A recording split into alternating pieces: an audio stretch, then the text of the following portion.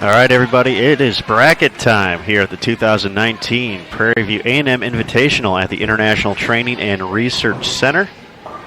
We are in Arlington, Texas. We have updated standings. We have our final 2 rounds of competition before we crown our champions.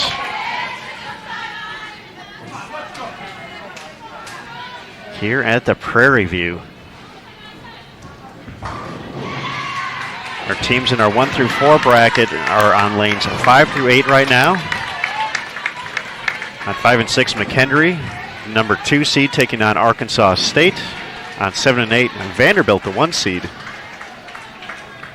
taking on Stephen F. Austin. On our featured pairs here, lanes 9 through 12. Nebraska and North Carolina A&T are squaring away on 9 and 10.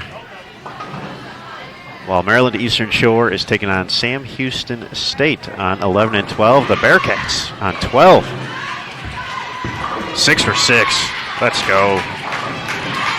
This is the Baker format, best of 7 format to determine the winner of each of these matches. So for those of you who may be new to Baker, it is a team game rolled by 5 players. So your leadoff bowler bowls the 1st and the 6th frames, the second bowler 2nd and 7th, 3rd and 8th, 4th and 9th, and then 5th and 10th. Pinfall does not play into the overall count anymore like it was throughout the course of the week leading up to this. It's all about winning individual games and getting to 4 before your opponents.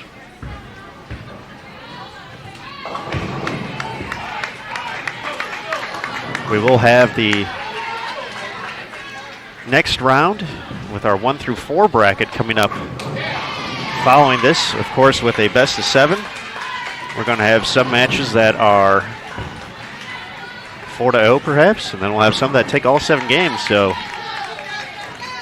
we'll be able to kind of watch all those with the new platform here on bowltv.com. You can select lanes 1 through 4, lanes 5 through 8 to follow your favorite teams.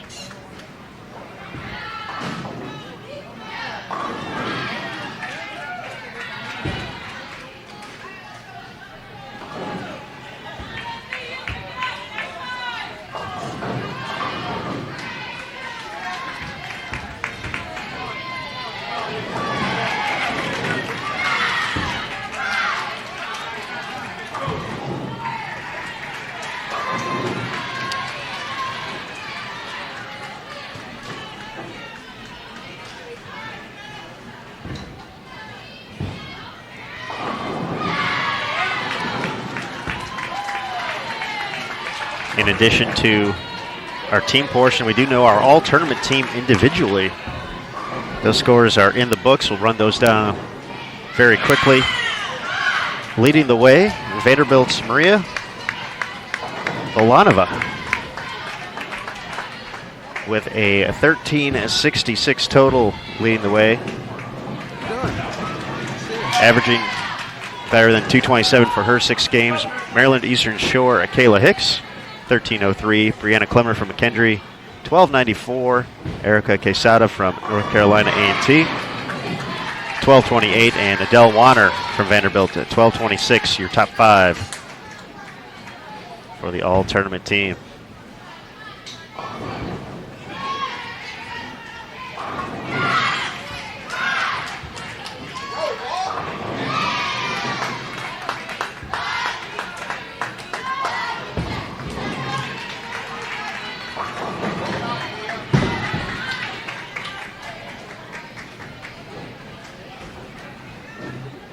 As we settle in here, looks like Sam Houston State going to get an early victory. Have it on cruise control here in game 1. Maryland Eastern Shore still looking for their first strike.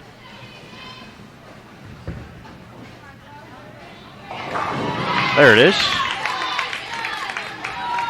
Maybe a little too late though.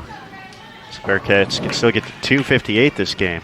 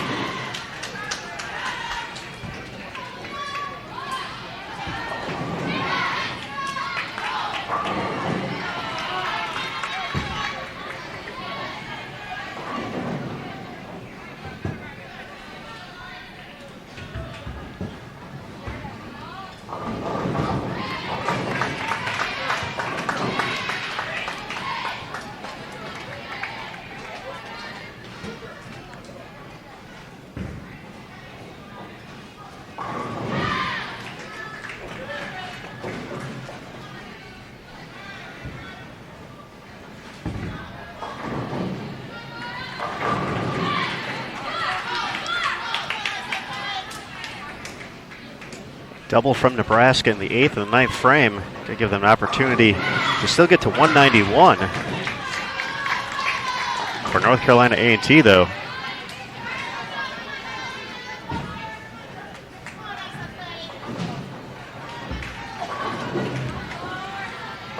still have 200 out there, so they can strike out in the 9th and get the first 2 in the 10th. Shut out.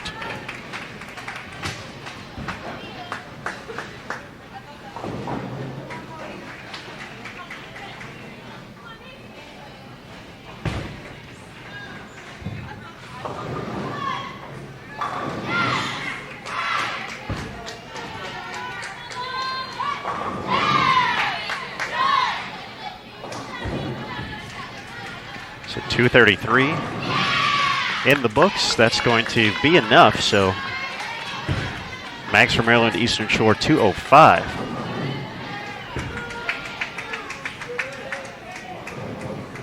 Sam Houston with the early 1-0 advantage.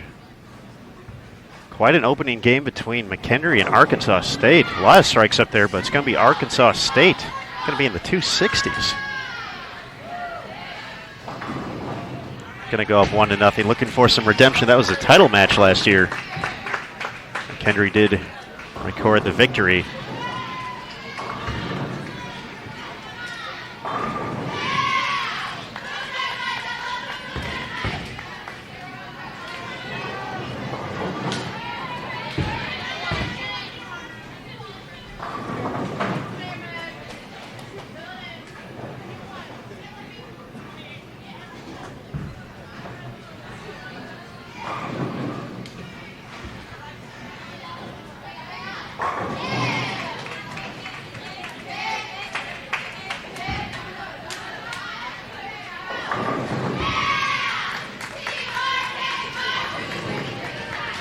North Carolina A&T going to go up 1-0 here against Nebraska. Cornhuskers can get to 169.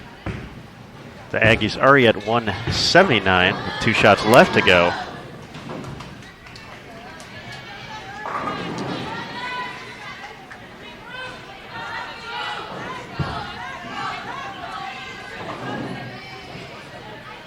Vanderbilt going to go up 1-0 against Stephen F. Austin as well.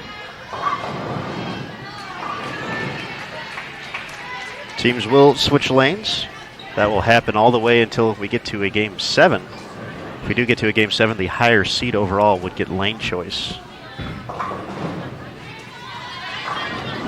But we're a long way from Game 7, so we will keep an eye out, though.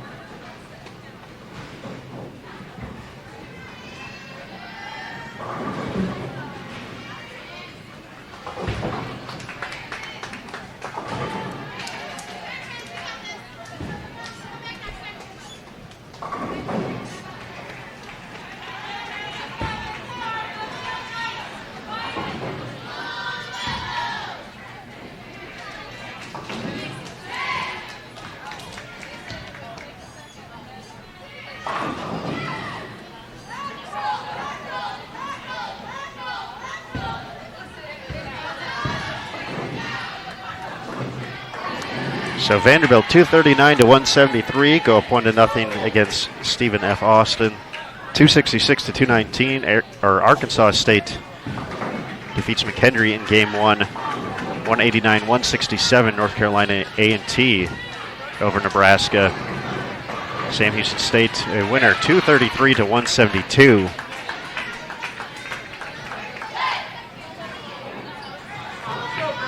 Over Maryland Eastern Shore, teams now flipping lanes.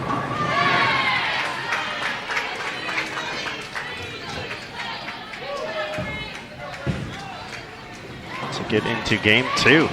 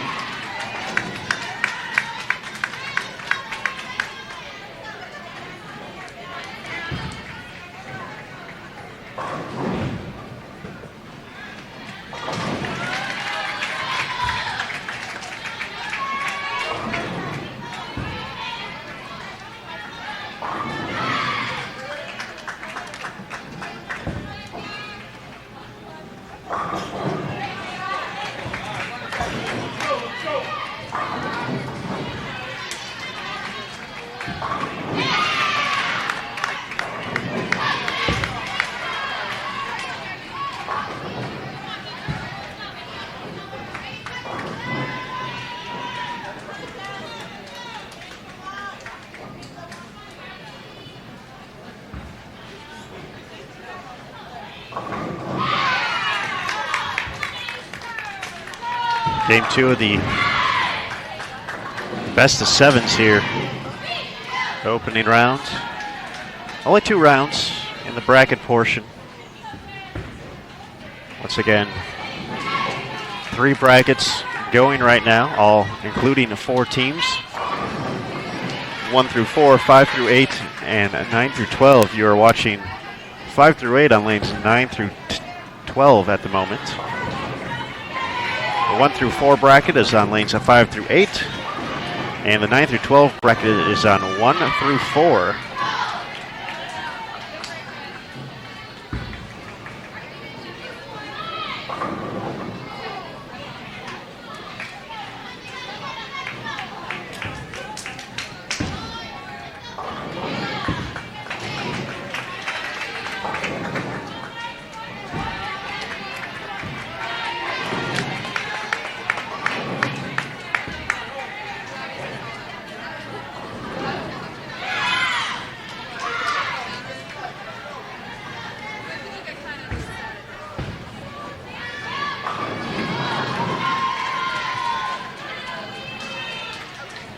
With a strong start in game number 1, Sam Houston.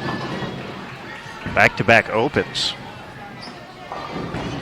Looking for their first mark here in game 2. And they're going to get it in the 3rd frame, courtesy of Madison Keller. So despite that, the open from UMES. Only down 12 right now is Sam Houston.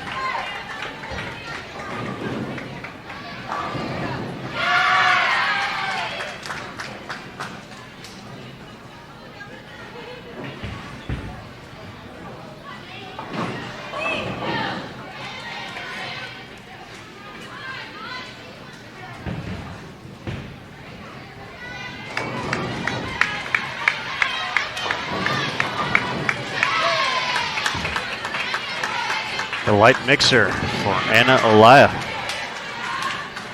gives North Carolina A&T its first double of game 2 and puts them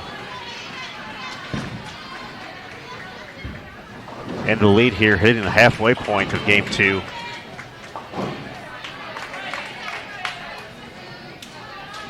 Orozco, no problem on the single pin for Nebraska, bringing up Megan Straub next.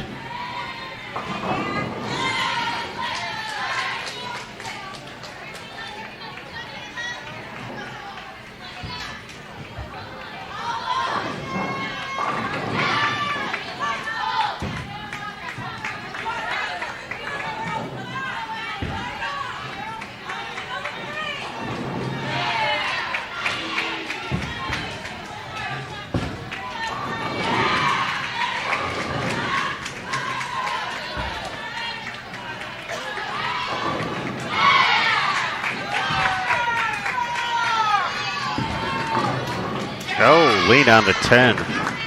Aggies, 3 in a row. Christina Acosta.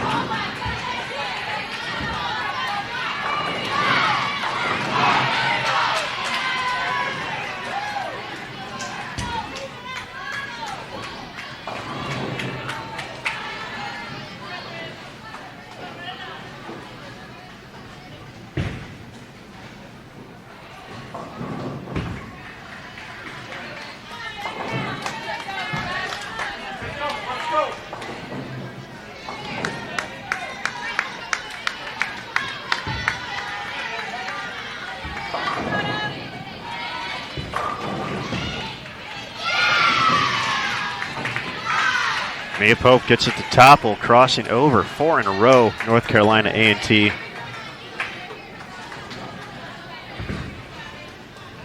Potentially coming down to the 10th frame between McHenry and Arkansas State. An open for McHenry. and the 9th, so just 6 pins separates the team advantage. McHenry at this point. Arkansas State won the first game. Leah Glazer unable to strike on her first shot for Arkansas State, so McHenry just needs to match. Spare will essentially do it. Any type of mark?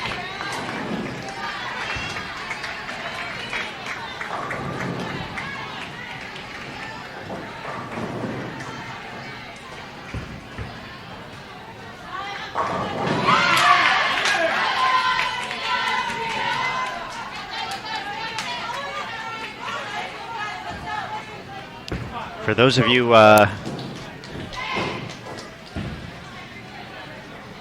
wanting to keep up with the tallies of each game, the lane schedule, the one right next to the chat with the little star at the top, does give you the ability. Brandt is updating it because he's a busy man doing busy man things.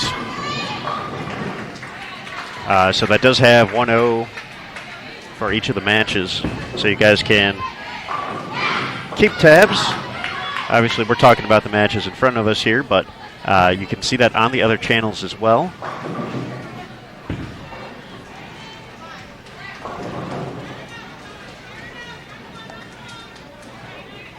So 175 for McHenry, another open in the 10th frame for Brianna Clemmer. Leah Glazer for Arkansas State was able to clean up her 8-pin. Now needs just 6 pins to put Arkansas State up 2-0.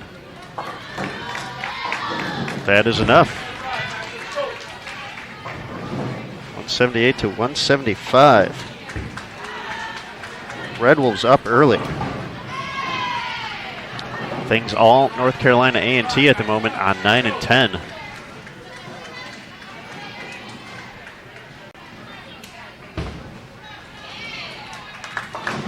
Aggies on cruise control. Best Nebraska can get to at this point is 193, so North Carolina A&T already up 2-0.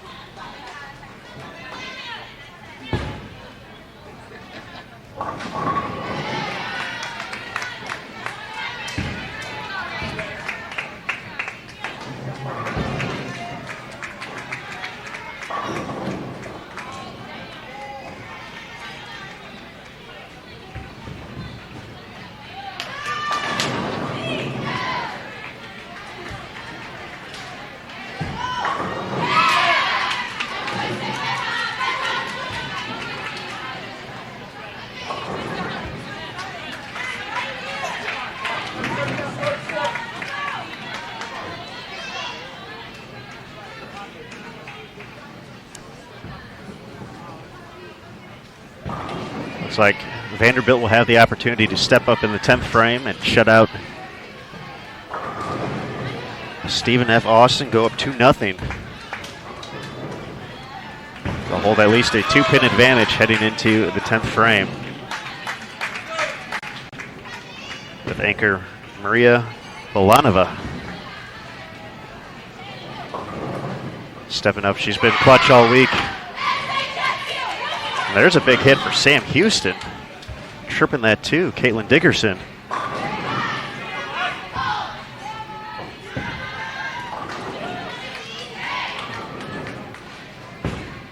Can get Sam Houston to 185. Maryland Eastern Shore on a 186 pace.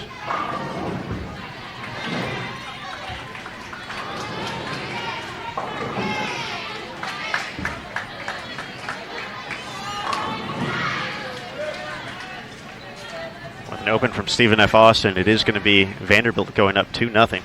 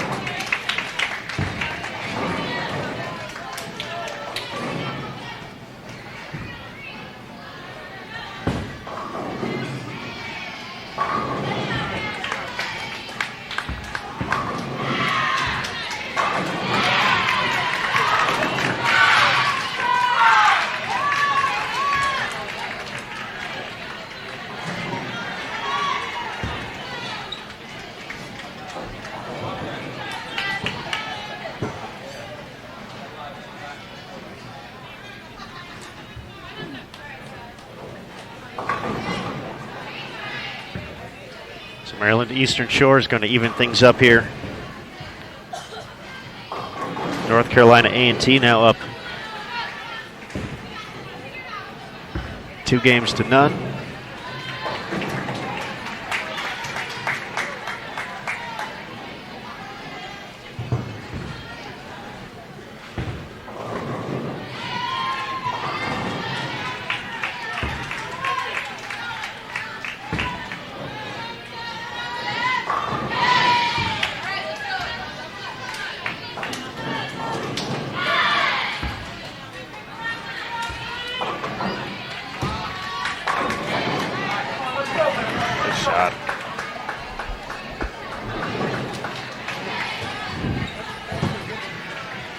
Ski 9 pins already.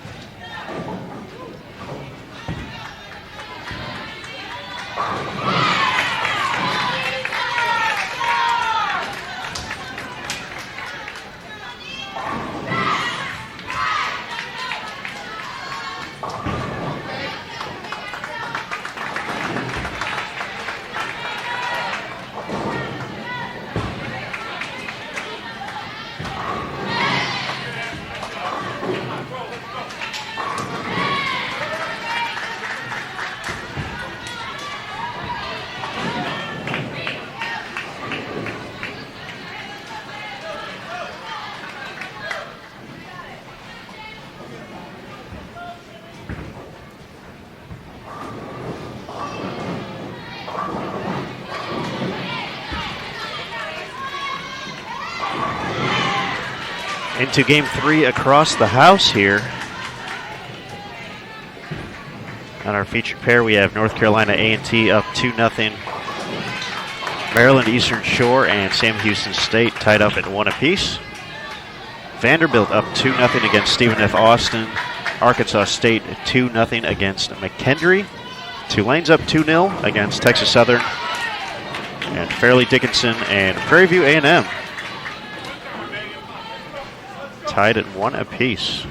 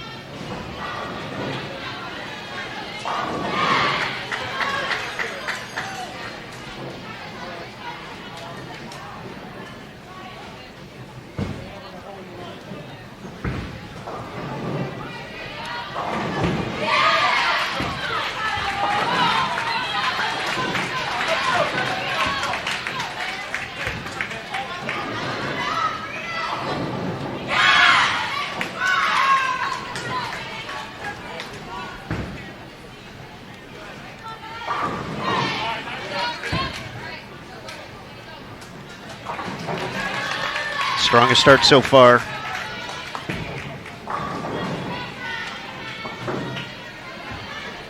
Here in bracket play for Nebraska. Strong 6 frames in the book so far. North Carolina A&T is going to stay clean, but still looking for that first double. Going to find themselves down.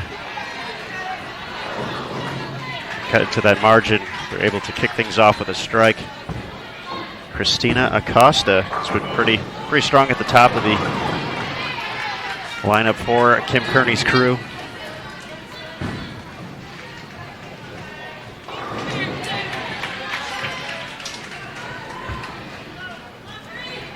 Arkansas State looking in position to go up 3-0. McHenry can max out at 183. Arkansas State on a 197 pace. Just need to stay clean, and a second missed single pin for Maryland Eastern Shore there. Sam Houston has bounced back after a few early splits. 3 in a row.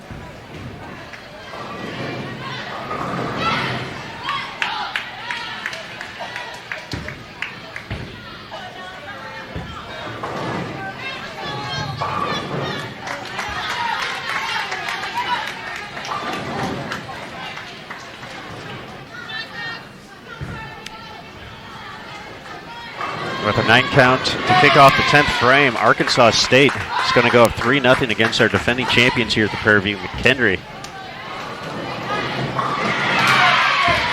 Although a little further off camera, Emil, what do you think about the early statement from Arkansas State? Well, I think it's almost in a sense, in a way, what you might expect. And what I mean by that is Arkansas State has been close to winning this thing for several years. I think last year they led it the first couple days, and of course McKendree ended up winning the event. So, I think they certainly would want to win this tournament. You know, your game is kind of automatically raised when you're, facing, one of the top teams in the country. They're very familiar with one another, so I'm not surprised by what Arkansas State is currently doing.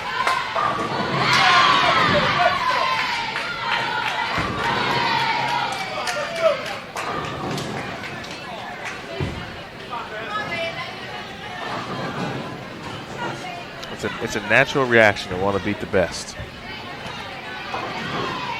So you're saying to be the man, you have to beat the man? Ooh. Some Ric Flair in the early morning. Absolutely. You want a spot in the title match? That's how you get there.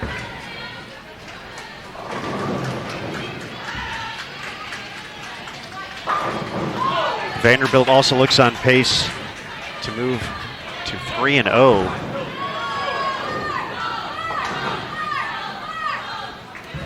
First open for Nebraska with a 4-9 in the 9th frame. Erica Quesada has been in the 4 spot for North Carolina A&T. She's on the all-tournament team. Chance for a big 9th frame. Put the Aggies ahead going into the 10th. Pretty direct, up the hill, mix him up.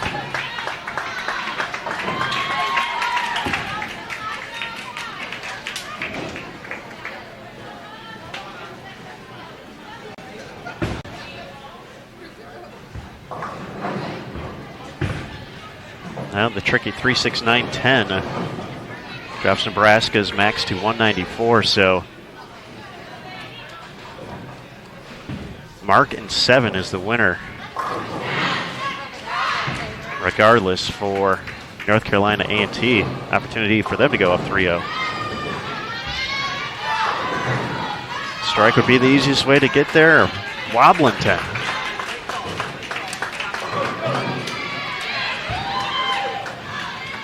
And this is what it's about, obviously, right here. I mean, there's going to be plenty more situations where you're going to need marks. We saw what Megan Straub did to get a dub in our the only traditional game this morning, doubling in the 10th frame.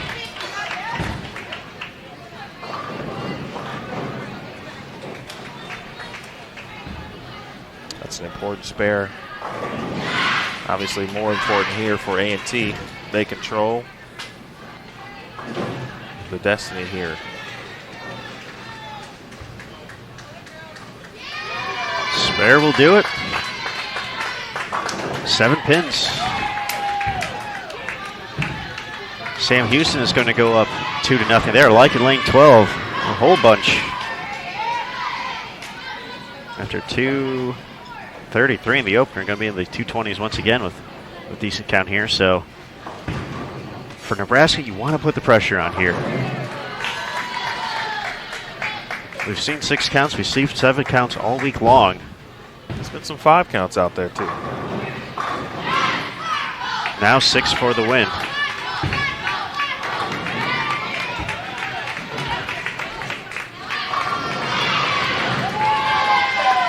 Up the hill, 198 will be a winner.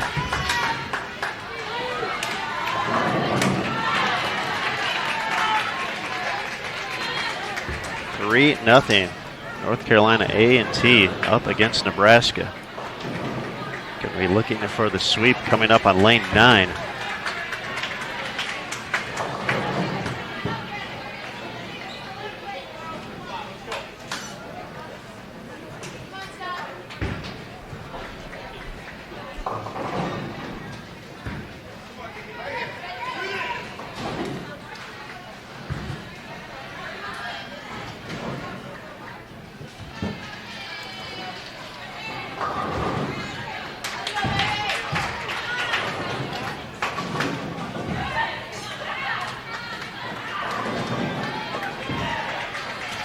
Looks like Prairie View A&M up 2-1 against Fairleigh Dickinson.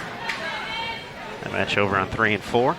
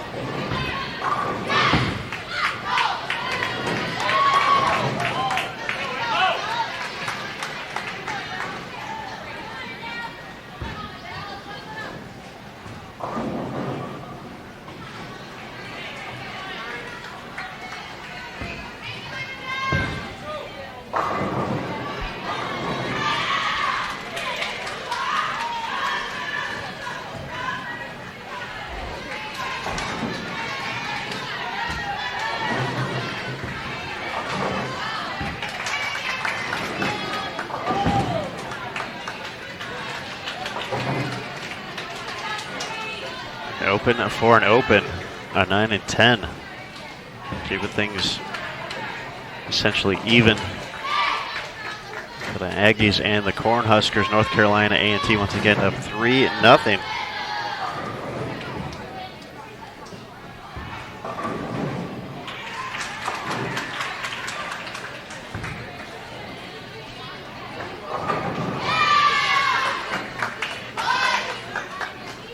Sam Houston State with all that striking has been done for a few minutes now. So the team a little bit off camera view at the moment.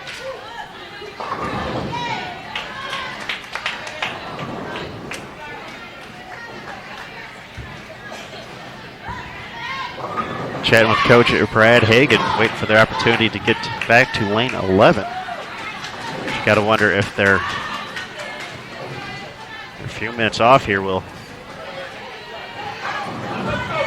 slow down their run. They got off to a slow start on lane 11 last time as well. After having a few minutes off, we'll see if they can change that trend.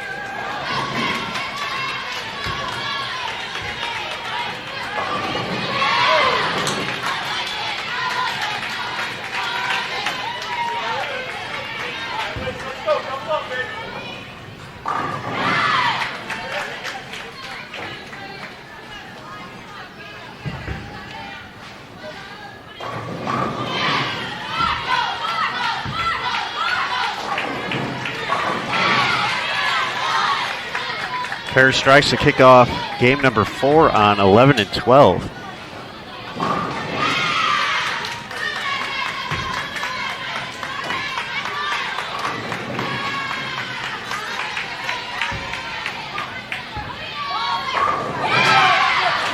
Vanderbilt off to a quick start, 4 consecutive strikes over on lane 8. Looking to complete the sweep against Stephen F. Austin. McHenry looking to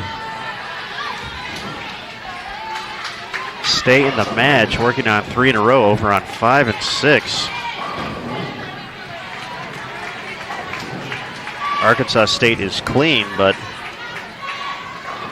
find themselves down at the moment. Looks like Hope Gramley has moved into the 4 spot for the Bearcats.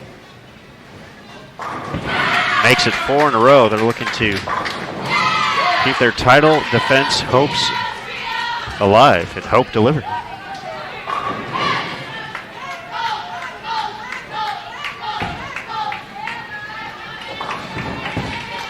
So the layoff did not slow down to Sam Houston, 3 for 3. As B. Hernandez looks to keep it going.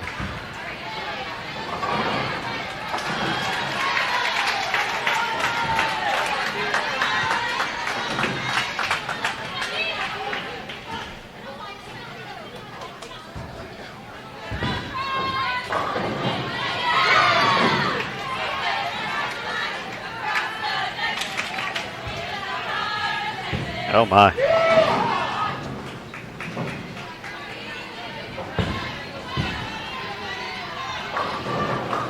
We've seen some miscues today from Brianna Clemeron.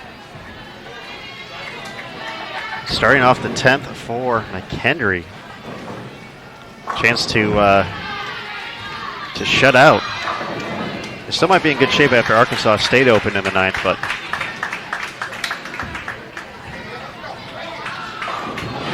been a few uncharacteristic, as you said, miscues earlier, things that, you know, we've gotten so used to seeing Brianna perform in the 10th in a meaningful situation almost every single time she delivers. So some of it's a little surprise, but I mean, No one's perfect. It does happen. After missing the head pin right, she does open. Arkansas State can throw all three in the 10th to win by 1. Wow. Leah Glazer does get the first one. That's over on channel 5 through 8, folks, if you want to check that out or have a tab open.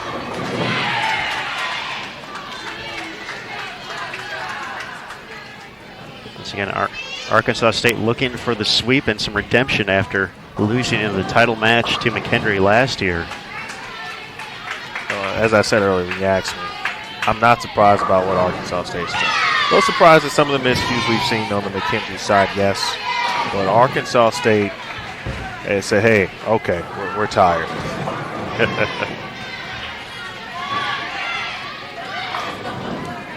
It looks like a 10-pin is going to stand second shot, so McHenry going to hold on for the victory.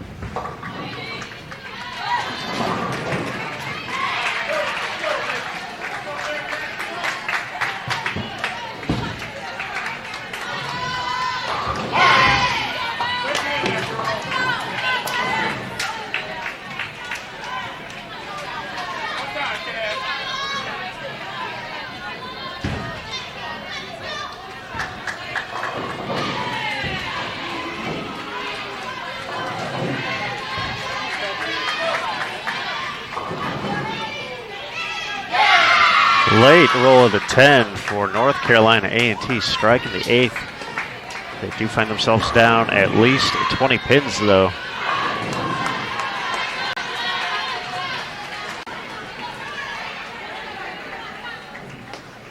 As you can see, Coach Bill Straub, the legendary Bill Straub, chatting with Cassidy Ray, trying to get her right to go for a big double.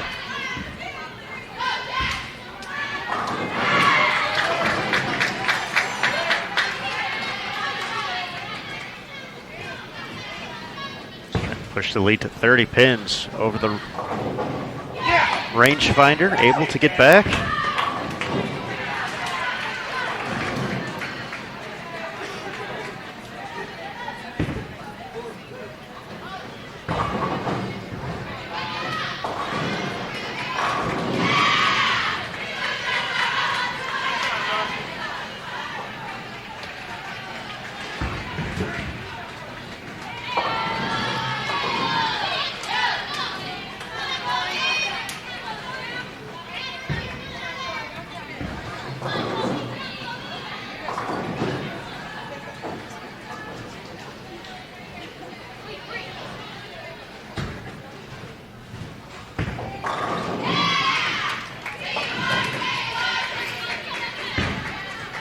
Stephen F. Austin can max out at 211 over on 7 and 8. Vanderbilt sees to fill some frames here, though. One more mark should get them the sweep and move them on to the title match. That's going to just about give Nebraska the victory. They're going to get on the board here. Still going to be down 3-1 to North Carolina A&T.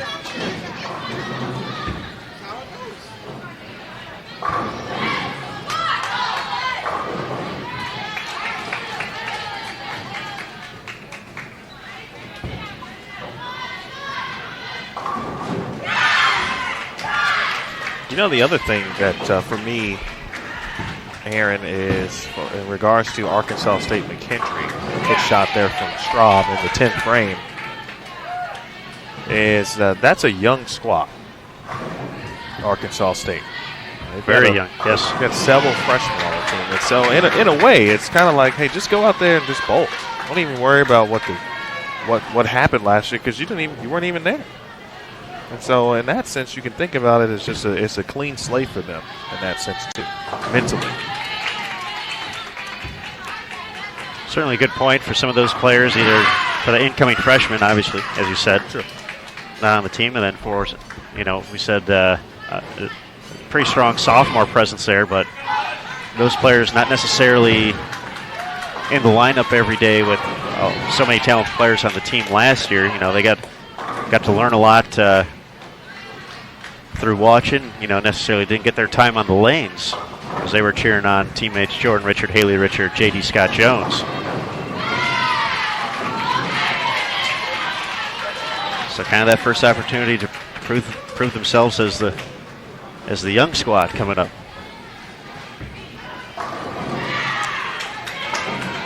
Vanderbilt is going to complete the sweep 4-0.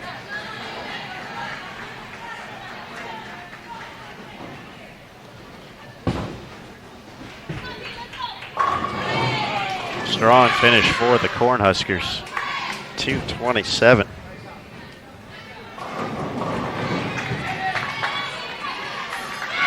Their high game so far in Baker today.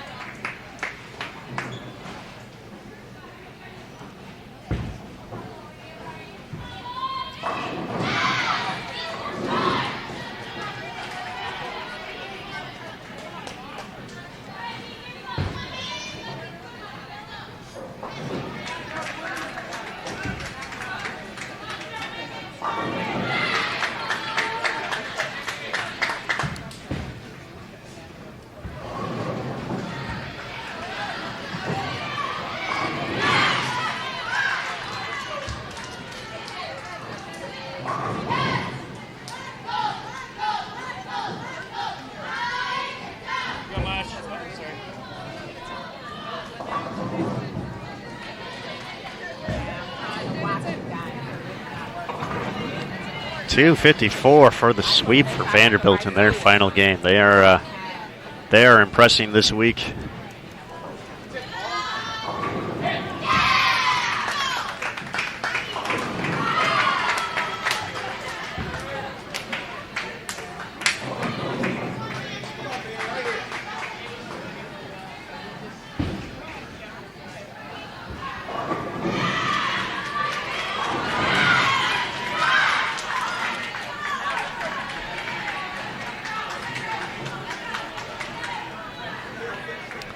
Arkansas State early advantage over on 5 and 6.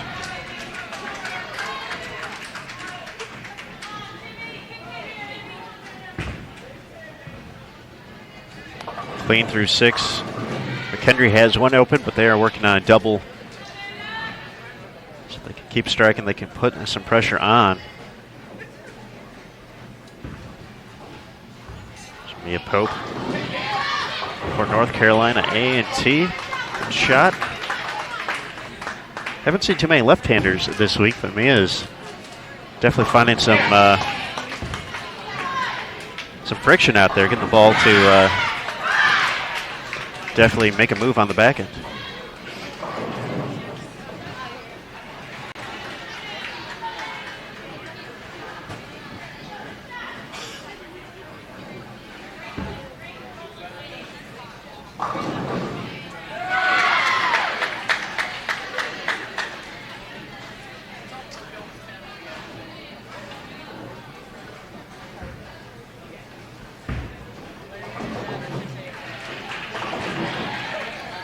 Once again, Maryland Eastern Shore has lost this game, so Sam Houston was in the 240s. So they are put it out of reach. Emil is a collegiate standout at Lindenwood University, national champion, Hall of Famer. How are the Lions? Were you guys a fast Baker team, a more methodical Baker team? Where'd you guys kind of fit into the mix? Or did it vary? It kind of varies. I mean, we just bowled, though. I don't think we had a a moniker, if you will. We just bowl, but it would generally be more on the faster side.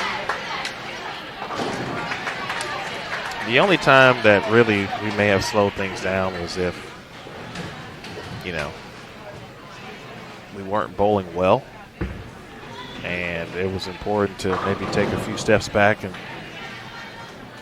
you know, re-strategize and make sure we get the right moves and playing the way we're trying to play them. And, you know, of course, the other time would be if you're out of a match or out of a game, then maybe taking the extra time to get the right subs and, hey, what ball should we throw, and thinking about those kind of things too.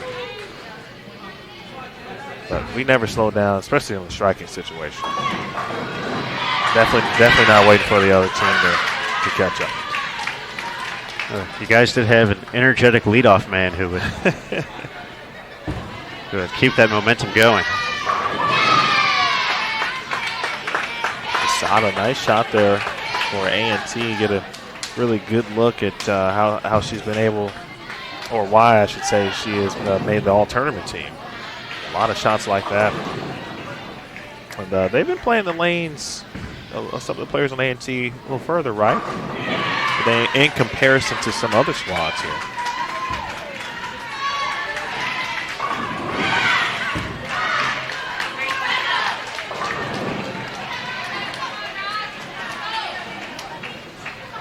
Yeah, this 41-foot pattern, as we've seen throughout the course of the week, has allowed for multiple angles of attack. But even on the same team, as we see Anna playing a little bit more left to right, opening up the lane. Erica playing more direct, obviously, some more ball speed as well, playing into that.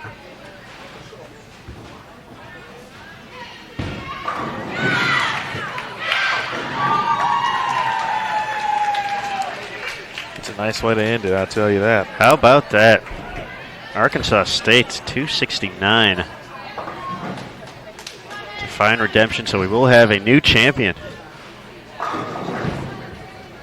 in 2018.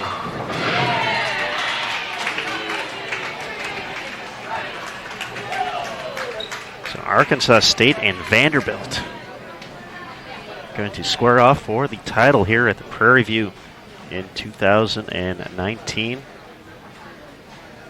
The 3-4 match will feature McKendree taking on Stephen F. Austin. We'll have all that on lanes 9 through 12 after the completion here of round 1.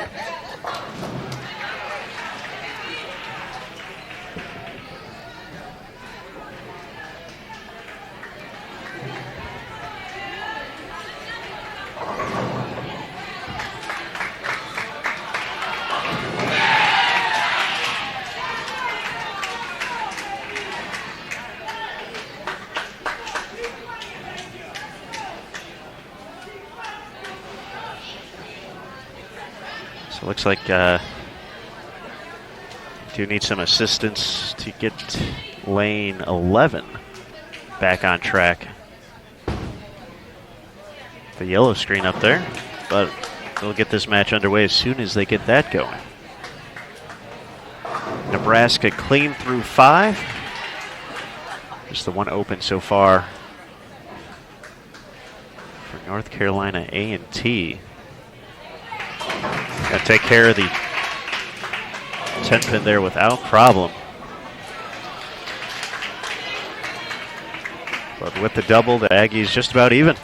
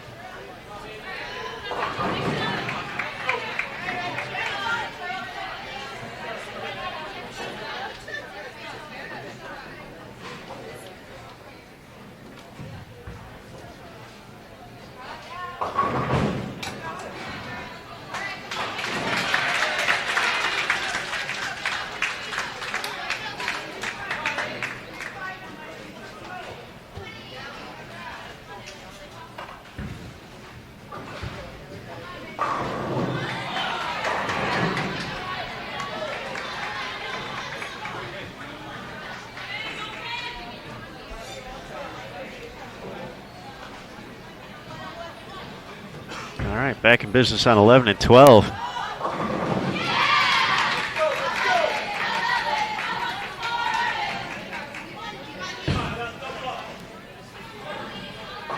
It's Haley Connolly leading things off for Sam Houston State with a strike.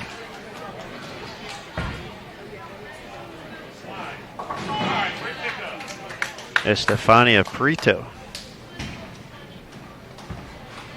taking care of the baby split for Nebraska. They stay clean. Mia Pope, the 6'7", could be a little more difficult to convert. She can get the ball to the right side of the 6-pin. Try and swing it over. She's just going to take the one, though. Count always important.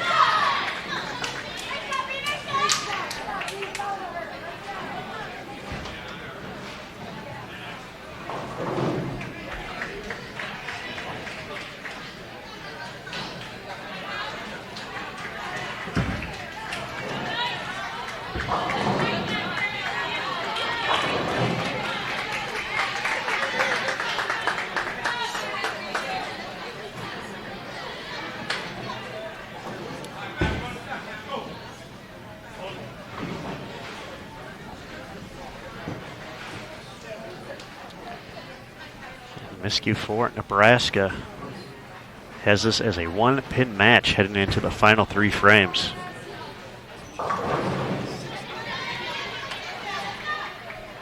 So we have Tulane with the sweep against Texas Southern.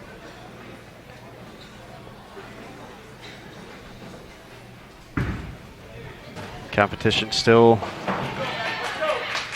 ongoing for FDU and Prairie View. I believe they were tied at 2 apiece after 4.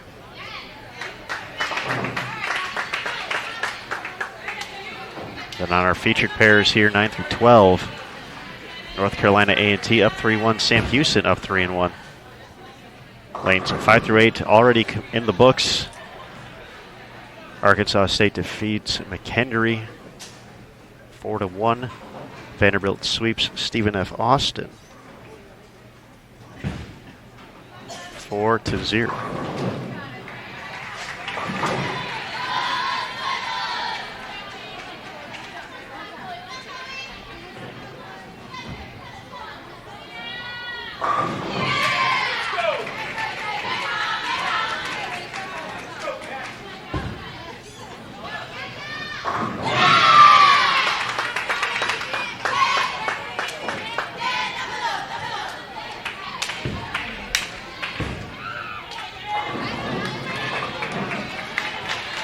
Remains a one-pin match at the moment. Nebraska, North Carolina, A&T. The Aggies, though, frame ahead. And they're not going to waste any time here. Going to get up in the 10th frame as well. They're going to let Nebraska know what they need to do. Anna Olaya, North Carolina A&T.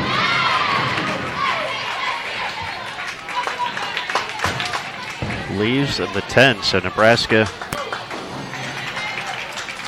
cannot be shut out at the moment.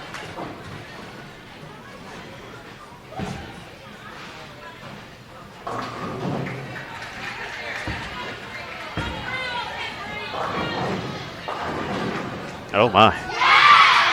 Nearly a terrible break there for Orozco. Wow. Happy to just have the 7 there after the 7-9 was thinking about standing. Yowza.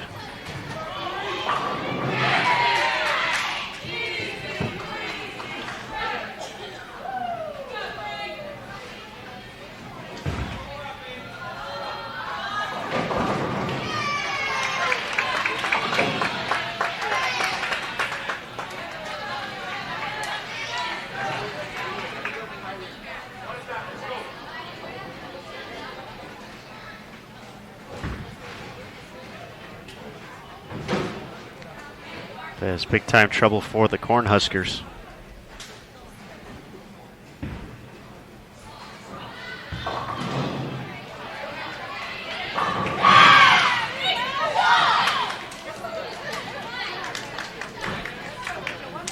So a strike will shut out. Now they cannot lose. So Megan Straub will have to step up through all three in the 10th for a tie. Anything less, Aggies take the 4-1 victory.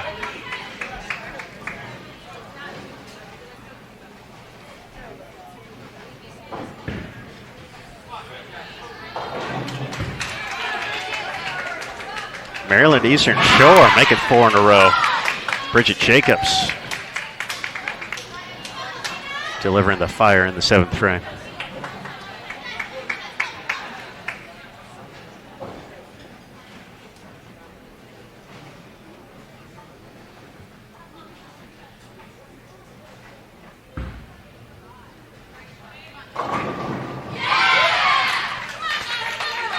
Quite a game 5 developing on 11 and 12 for Nebraska. Megan Straub needs all three to force a tie.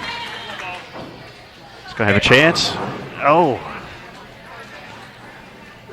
Rings it, gets a little help from the 6, but not enough.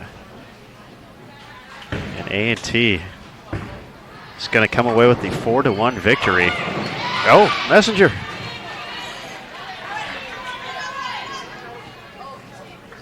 Somehow does not connect for Maryland Eastern Shore in the 8th frame. Back and forth matchup.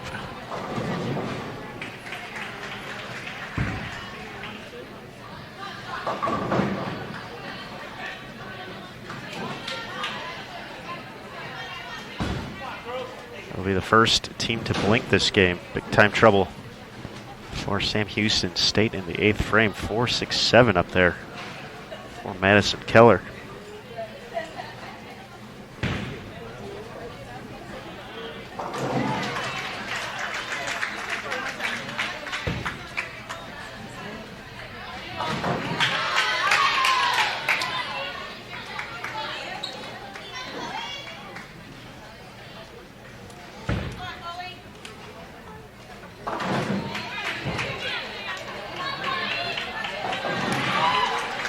Max score now for Sam Houston State, 224. Maryland Eastern Shore on a 229 pace. So a few marks here for the Hawks, and we'll be going to game 6.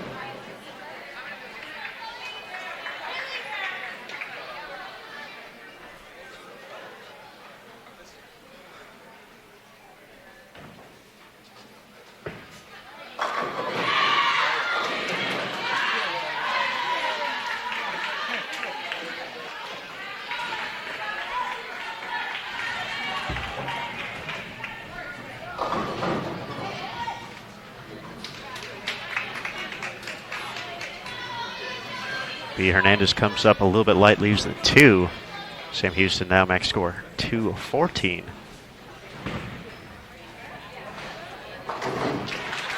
Chloe Skarzinski looking at the 2-8 here. A few ways to attack this on this 41-foot pattern. She's going to go from right to left, no problem.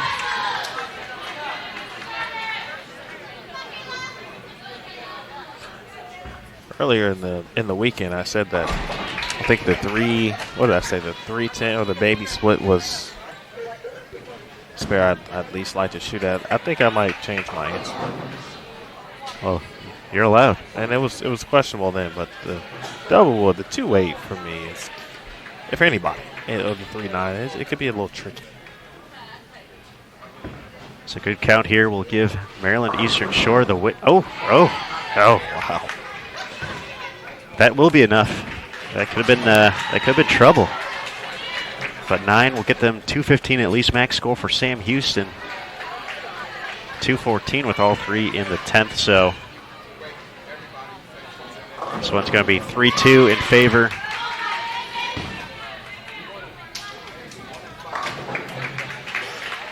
Sam Houston State.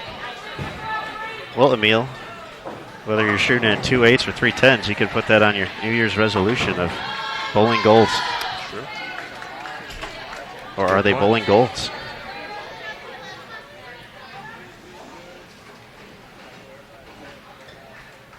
One of the cool things here at the ITRC is you can request that when you go to practice. Just to have our good friend Nick Harishny set up the 2.8 and the 3.10. He could actually do it on both of them at the same time, so you can pick and choose. We saw that a little bit earlier on practice day. Some teams shooting at the whole back row, having the 7, 8, 9, 10 up there. I believe we had the 2, 4, 5 and the 3, 6, 10 all set up together.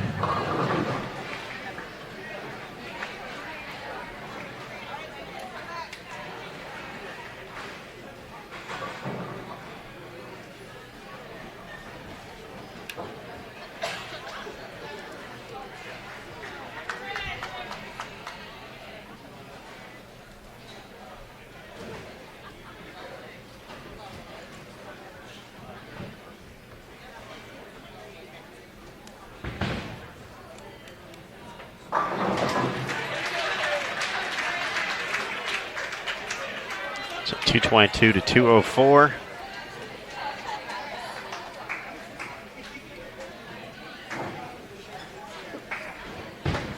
Sam Houston still leads now 3 games to 2. Only other match ongoing at the moment over on lanes 3 and 4. Fairleigh Dickinson taking on Prairie View A&M.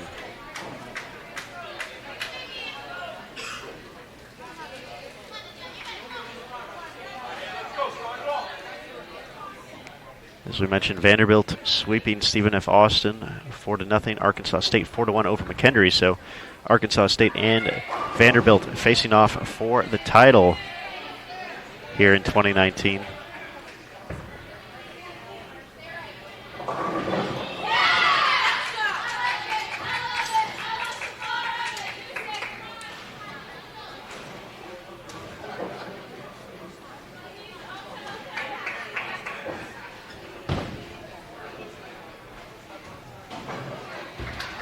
Tulane recorded the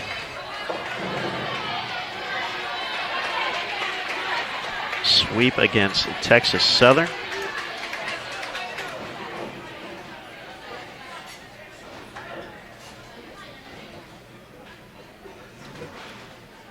North Carolina A&T 4-1 victory over Nebraska. FDU up 3 games to 2 against Prairie View.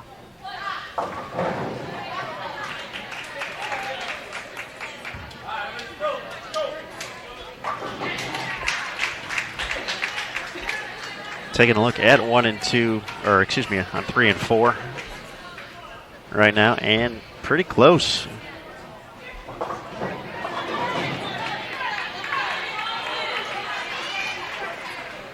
FDU does hold the advantage, stepping up into frame number 9.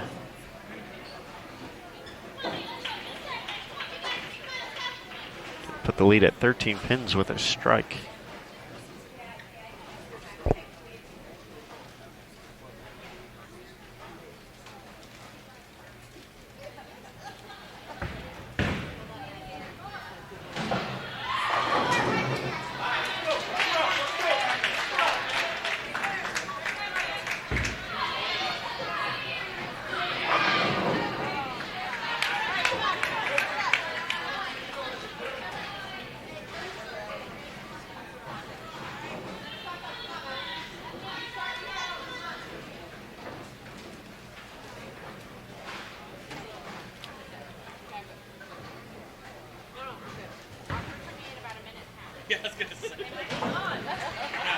Looks like another open from Prairie View A&M, so they're going to be in big time trouble here. They can max out now at 164 if FDU is able to spare this 10 pin in the 9th frame. Looks like no problem there. They're just going to need a few pins.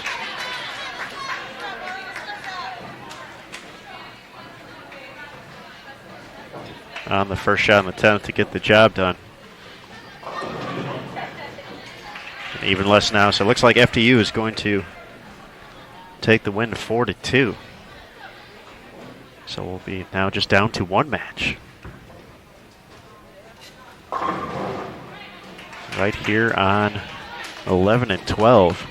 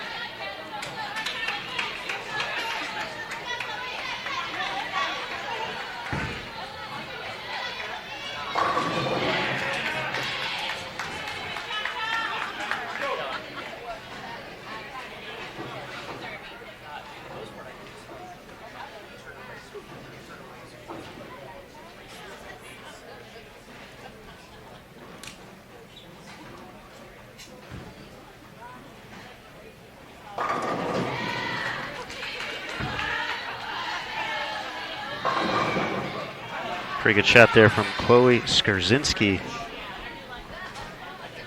Leaves at the 4-pin. Sam Houston maintains an 11-pin advantage. Caitlin Dickerson has that one a little bit too far right. Leaves the 2-pin.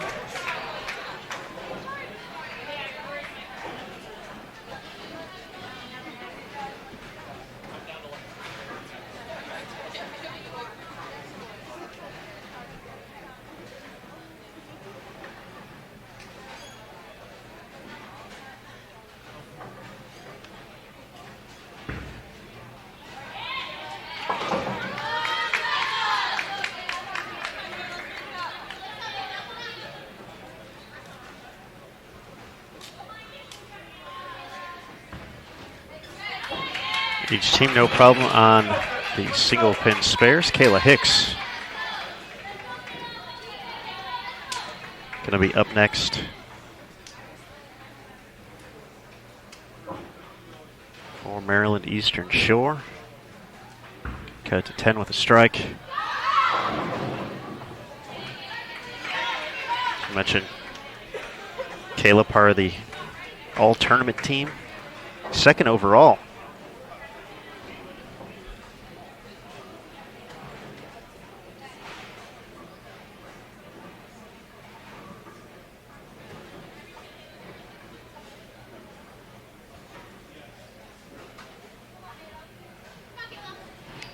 In the individual standings.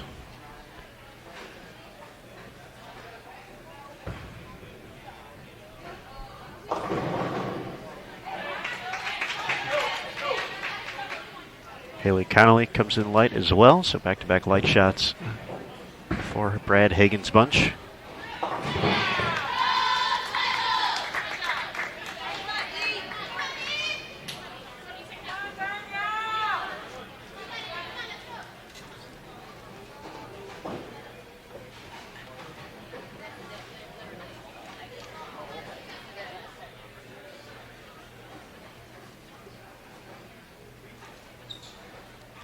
Once again, this is the only match still going from round one of bracket play.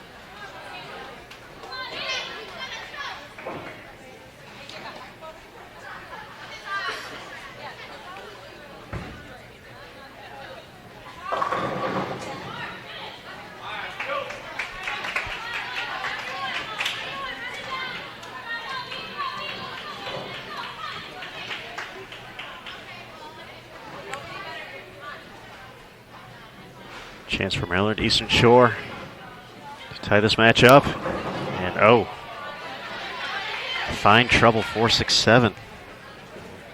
That's what caught up to Sam Houston last game on this lane. In the 8th frame, this is the 7th frame for the Hawks.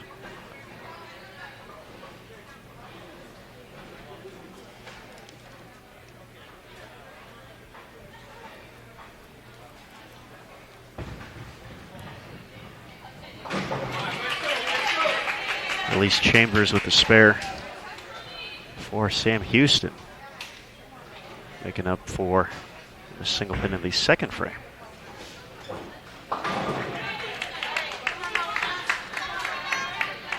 So 22 pin advantage, SHSU.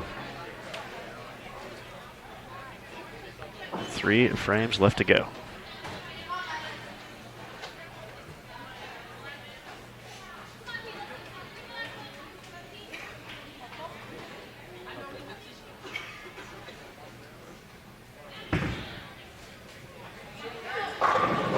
Oh, my goodness. What a shot there from Madison Keller. Stuff 8.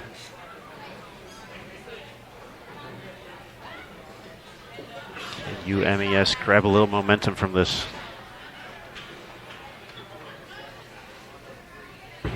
Make up 10 pins with a strike. This game 7?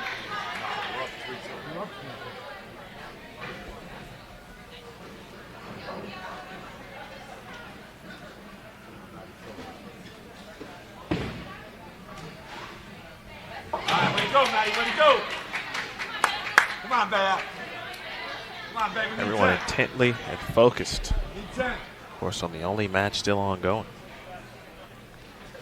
So Keller able to pick up her single pin. This is Paulina Torres from Maryland Eastern Shore. Can gain 1 pin back. Trim it to 21 pins with the spare.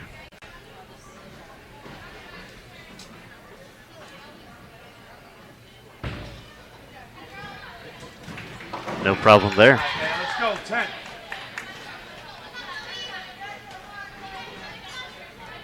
This is B. Hernandez now for Sam Houston. Looks like it has a, whoa.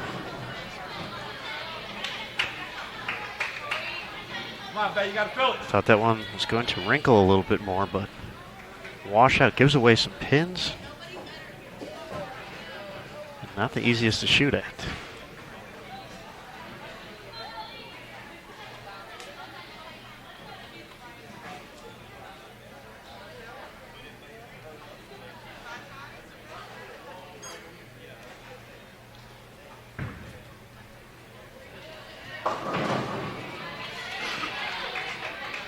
Similar shot from Maryland Eastern Shore, but without the 10 pin added. Hernandez will take the 3 with the spare. This becomes a 9 pin match. Sam Houston can still shut out though. Chloe takes care of all 3. Here we go, 10th frame.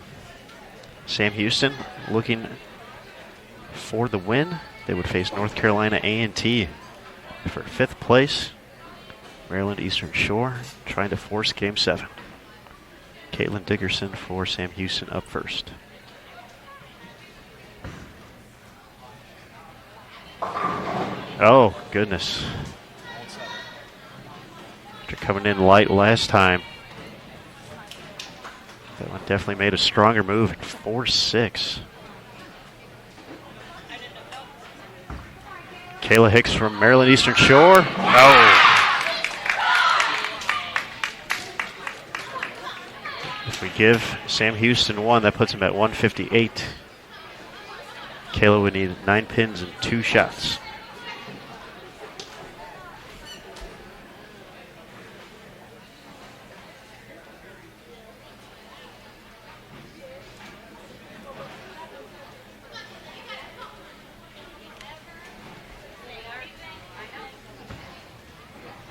Gonna take the one here. 158.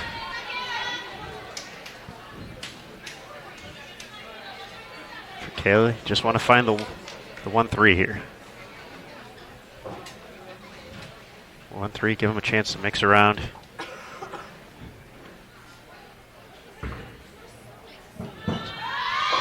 Comes in light. 2, 4, 5, 7 up there. Needs 2 of them. So a very choppable spare, but usually if you're chopping it, you're getting 2.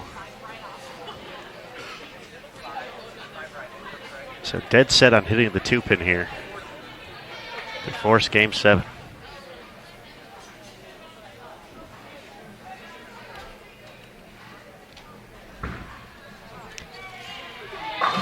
And takes all 3, 160 to 158. Game 7 coming up next. Is there anything better?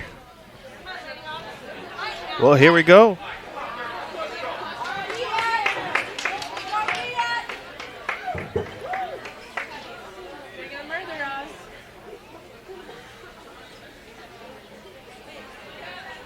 All the squads now watching. I'll have to patiently wait for this this match to conclude before we can move on to our next round. So, teams refueling, relaxing, potentially checking their Instagram accounts, Twitter accounts, Facebook.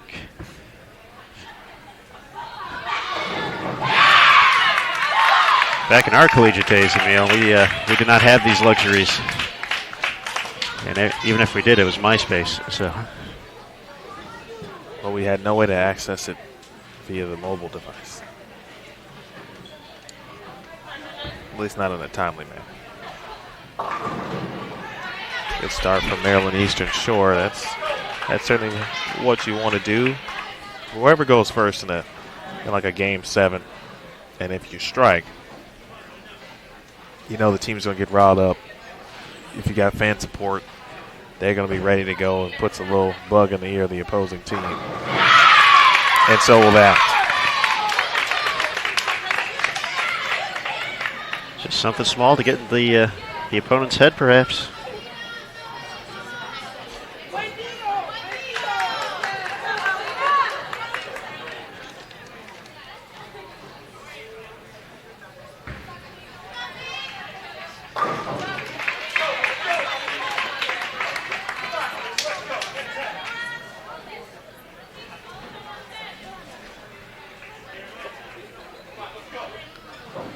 UMES was down 3-1. Has fought back on the last 2 to force this game 7.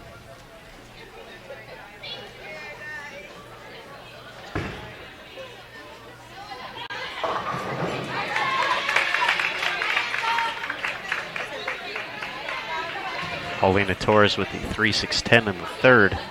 Elise Chambers up on lane 12.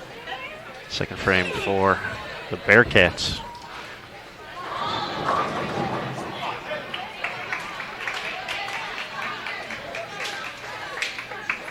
Pretty good shot there. To make the slight adjustment for the 7th frame. And Persick's first got to pick up that single pin.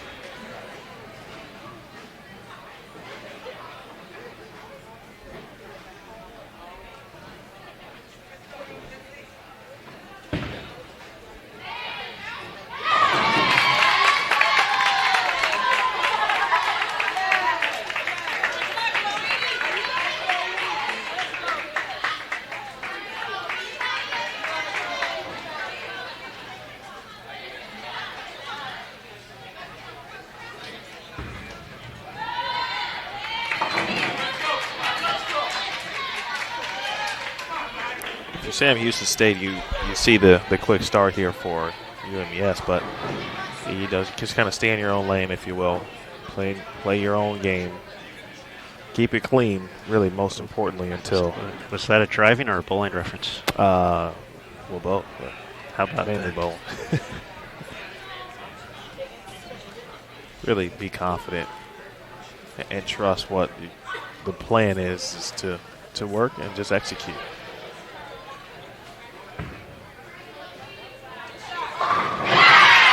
Three out of four, Chloe Skorzinski.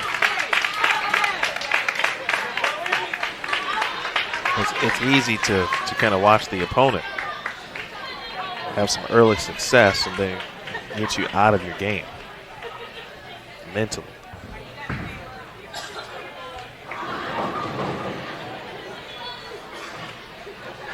We saw one of those creep up for Madison Keller last time on lane 12 in the 8th frame. A little bit earlier here, some time to recover. Sam Houston looking at its first open. More than likely, Kayla Hicks. Oh.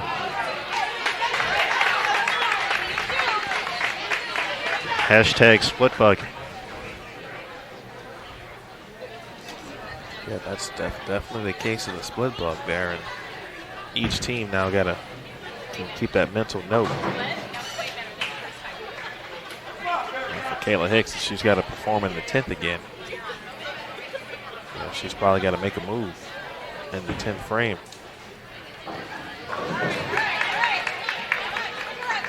Both players take the count. Sam Houston down at 22 pins, but obviously with the 4th and 5th frame still to go.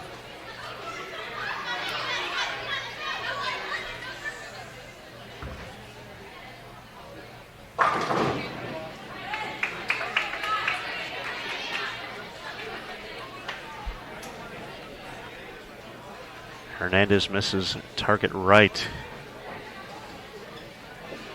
He's a 1-2-4.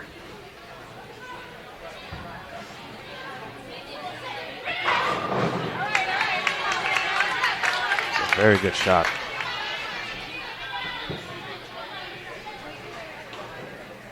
And around 4th arrow.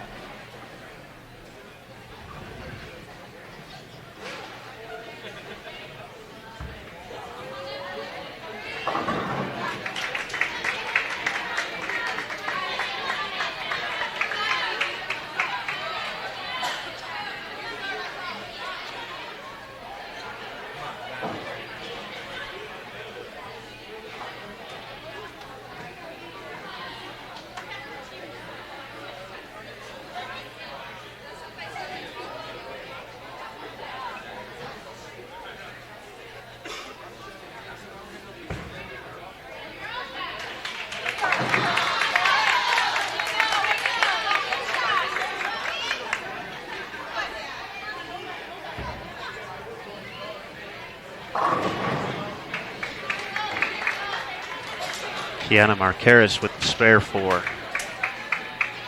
UMES. Caitlin Dickerson just with the 6th standing in her 5th frame. Advantage still belongs to Maryland Eastern Shore. Bridget Jacobs up. Crossed over last time on this lane 11. Makes the adjustment to get into the 1-3, 7-10. Showed for a brief second. Now just the single pin.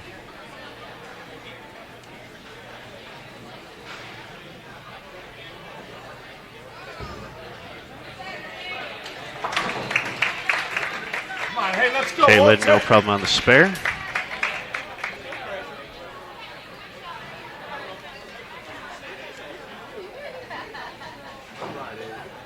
Difference remains 11 pins.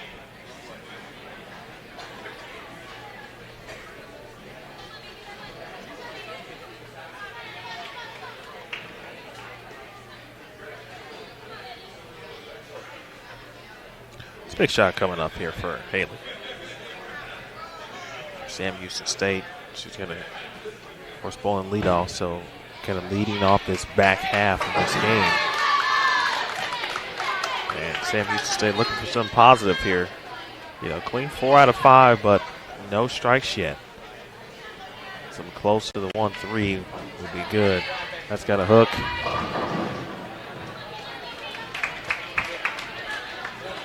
And with Maryland Eastern Shore unable to add a double since the second frame.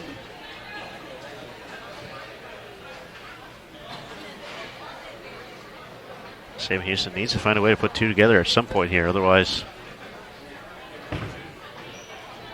they're heading to the 7-8 match.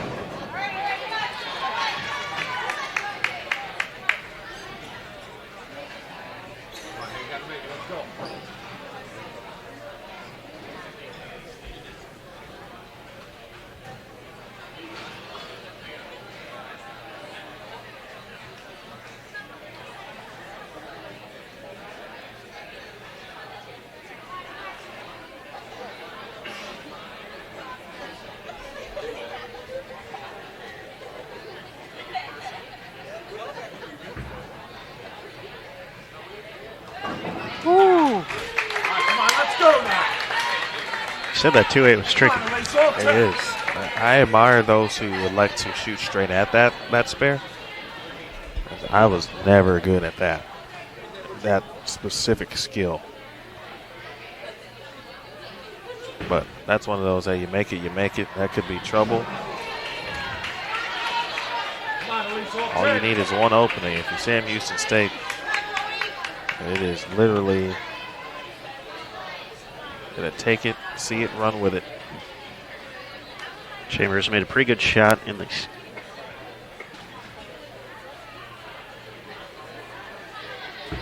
second frame. Left the 10-pin, makes the adjustment. Let's go! First strike on the board, Bearcats. Let's go now. Yeah, I agree with her. She's made the best shots of this game for the team, and definitely couldn't have come at a better time. Sometimes you just need to see someone on the squad get 10 down. Come on, Maddie. Oh, It's a good shot. Important for her to relax, take care of the 9-pin. What type of move does Madison make here? I'm sure Coach Hagan probably had a thought in mind. They've communicated. She left a 4-6-7 back in the third frame. Looks good. Wow, still hooked. Leave something makeable. All right, fill it. Let's go. It's a tough one.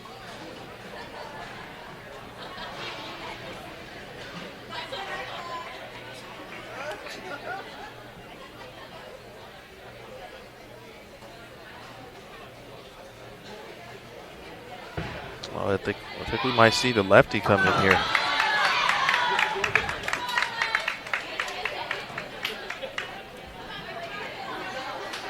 All right, Lynn, let's go.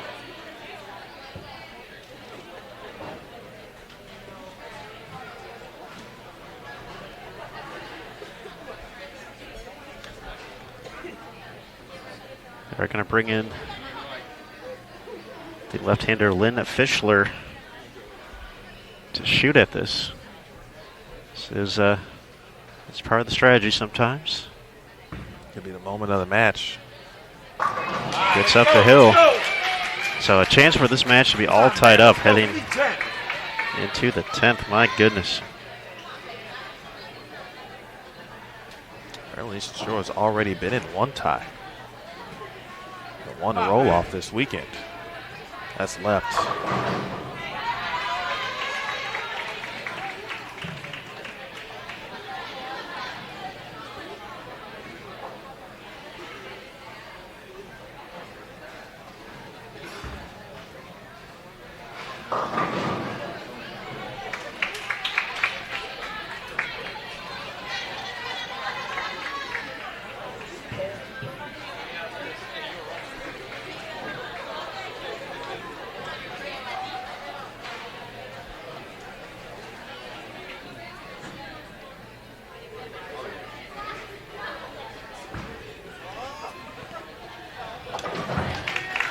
All right, Kayla Hicks makes the spare 181 the max score for UMES.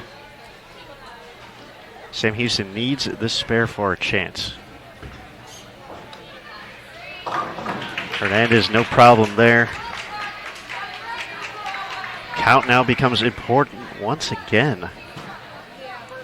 Strike spare for Sam Houston would get them to 179, so 9 would force a double.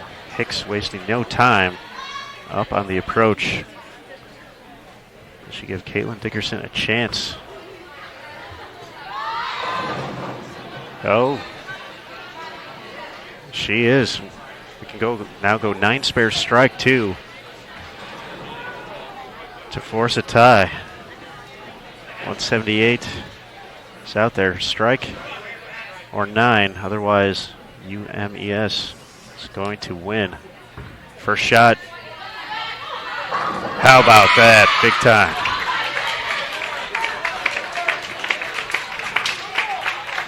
Come on, let's go. Finding some redemption after the split in Game 6. Left a 4-6 now.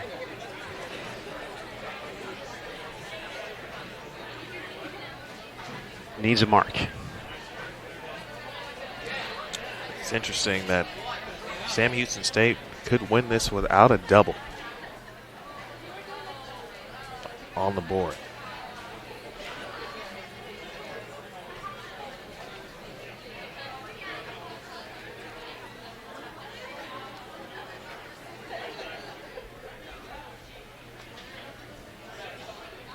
Other teams starting to get loose, ready for the next round. Obviously, they know we're almost there.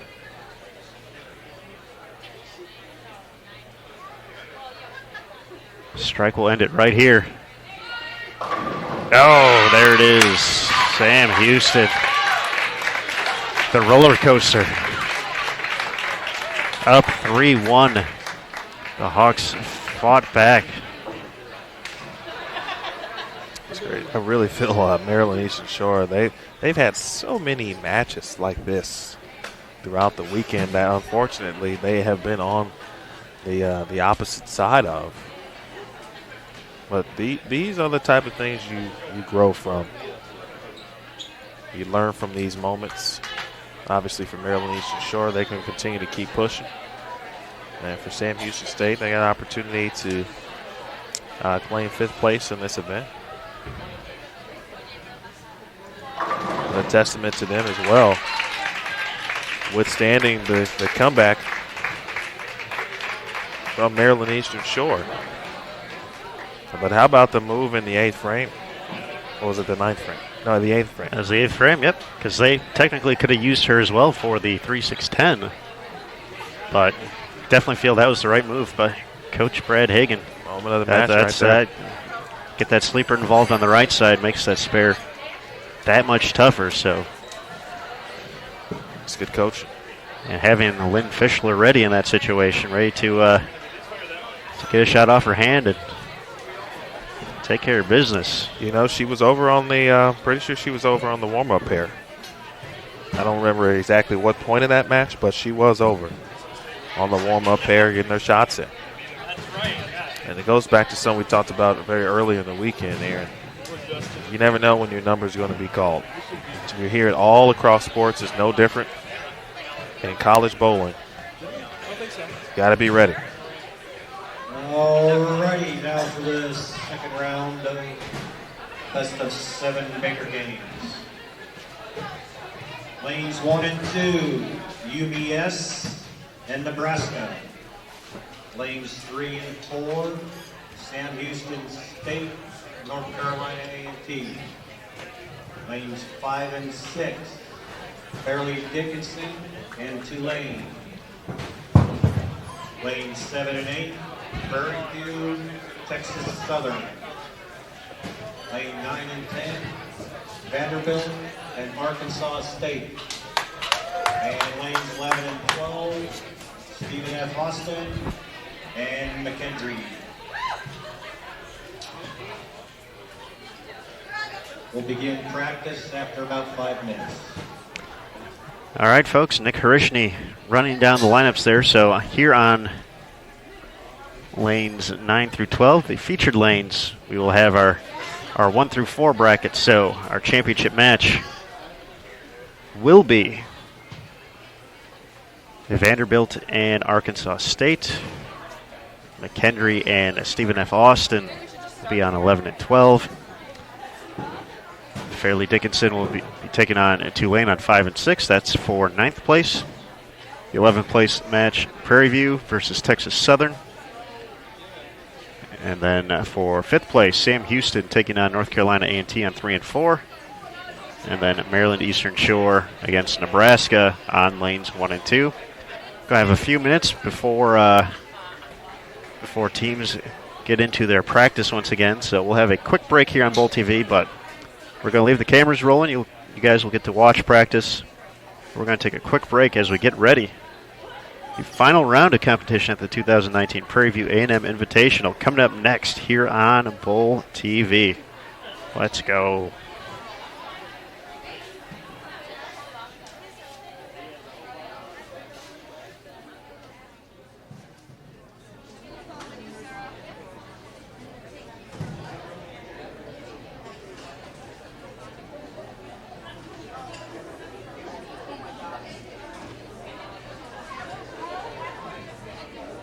Quick reminder, athletes, if you don't mind clearing off the tables, once you've left your area, please clear off the table so that leaves room for the next team coming through.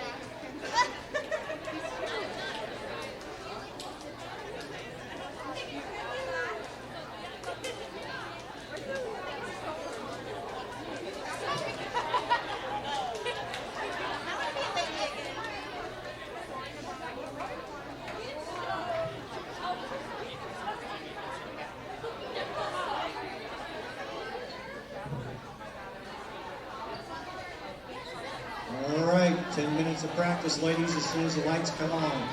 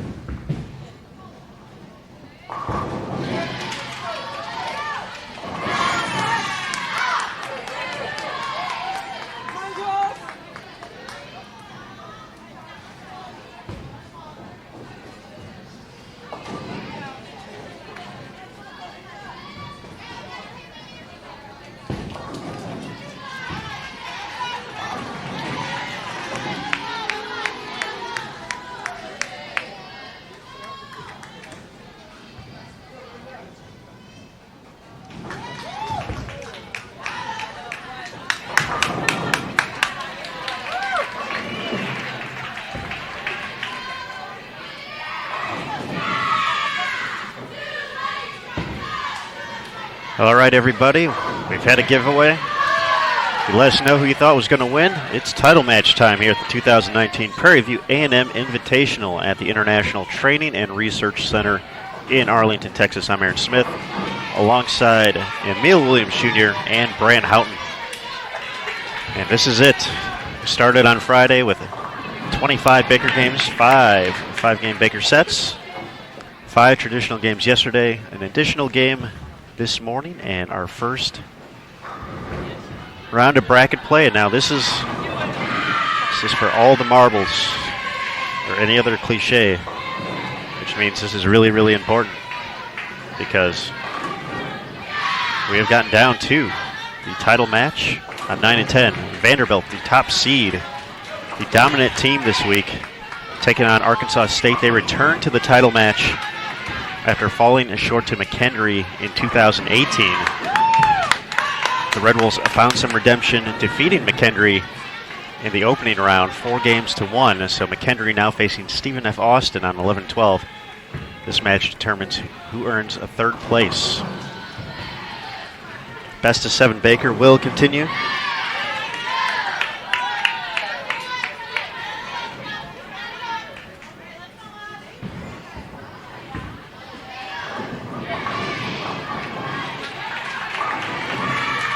Both Vanderbilt and Nebraska put together some big games in that opening round. But Vanderbilt, downright dominant once again. Said that word twice in the past 2 minutes. 239, 214, 242, and 254 in their sweep of Stephen F. Austin. For Arkansas State, they had a pair of games in the 260s. 266 to open and 269 to close against McHenry. They were kind of hot and cold, though, throughout the course of that round. 178, 185, and 200 in the middle of that. So Vanderbilt was consistently strong. Arkansas State hot and cold in that first round. Both teams off to a little bit slower starts here. Only 1 strike between both teams so far.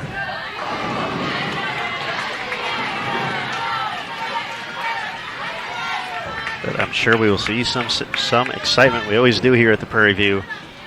When we get down to this title match, we've seen some comebacks, some Game 7s. What will happen this year? We'll have to check it out on BowlTV.com. Carleen Bayer delivering the strike there for Stephen F. Austin. First double. Taylor Davis connects for Arkansas State in the 6th frame. ASU will have a slight advantage heading into the second half of game number 1.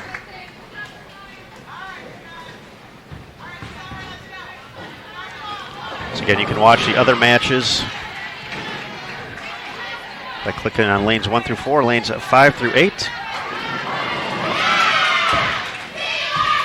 follow your favorite schools, but we're going to have commentary here. The championship match being determined.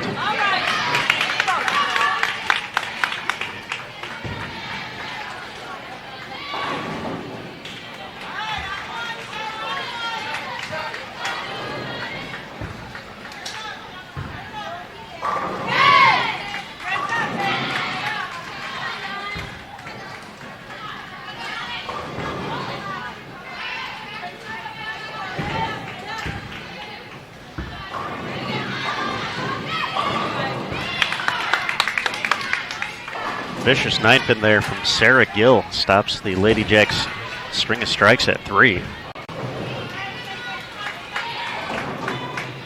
However, they will hold the advantage as Ashley Dunn steps up for McHenry here, 8th frame.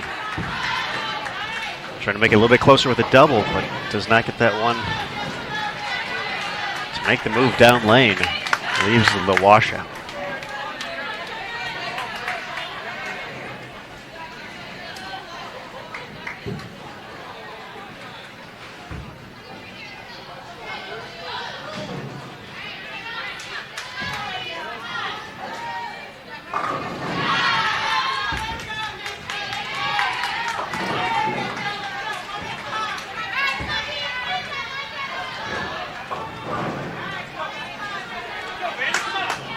Nobody wants this first game here. On 9 and 10, these teams have seen this pair throughout the course of the tournament, so I'm sure they have their notes, their tendencies, but once again, just a quick 10 minutes of warm-up. But right now, things not firing on all cylinders, if you will, here in the early going.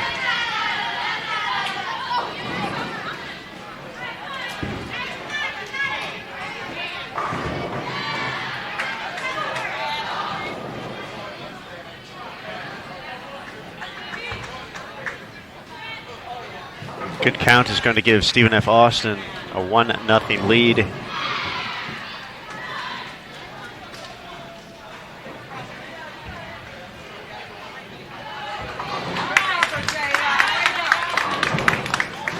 On McHenry now, they don't even need that. Just one pin will do it.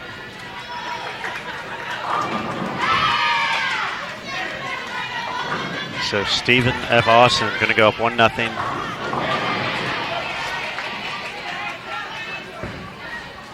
See if Julia Heron can get the Red Wolves back on track after back-to-back opens. It's back to the 1-3, leaves the 10.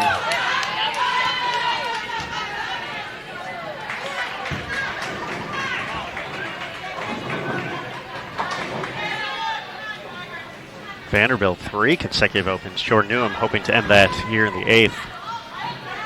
Good shot and 10 pin for her as well.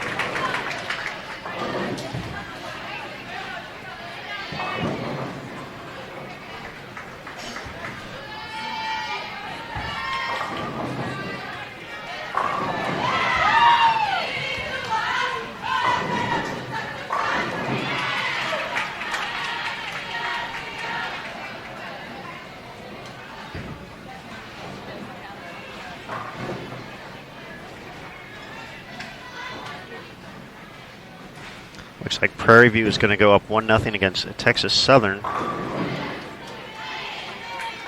We're over on 7 and 8. Tulane just needs to convert one pin of the 3-6-10 standing in the 10th. They will shut out Fairleigh Dickinson and go up 1-0. Over on 5 and 6, they're able to do so.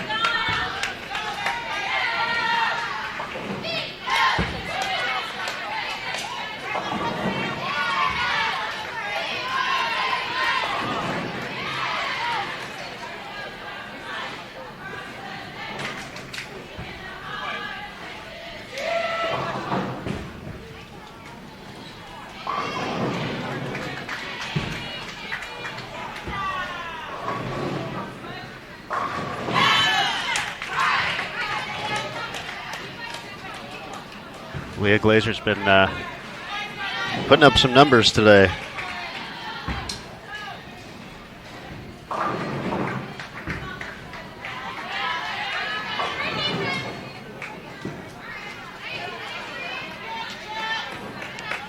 And Arkansas State will be up 1-0.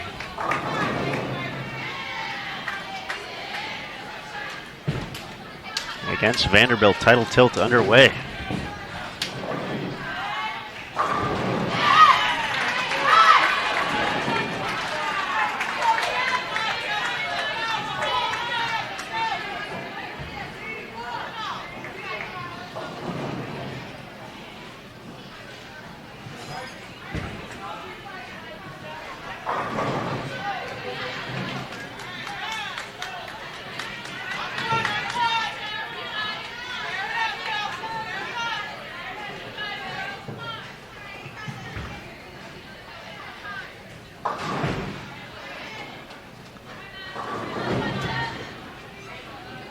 Emil, I have to say, if you had told me the way Vanderbilt bowled last set and just in general this week that they'd have 113 in the 9th without a single strike to start this title match, I would say you're a liar. That can't be true. But we are looking at it right now. What do the Commodores need to do after this game? As weird as it is to say, I would say not too much of anything. I don't think it's an opportunity to to panic or overthink it. I think they've gathered all the info they need. They're talking amongst each other right now. The players are talking amongst each other, not the coaches, which speaks volumes to me because this is something that, hey, we know this obviously wasn't a great game, and we need to figure it out and do what we need to do to be better.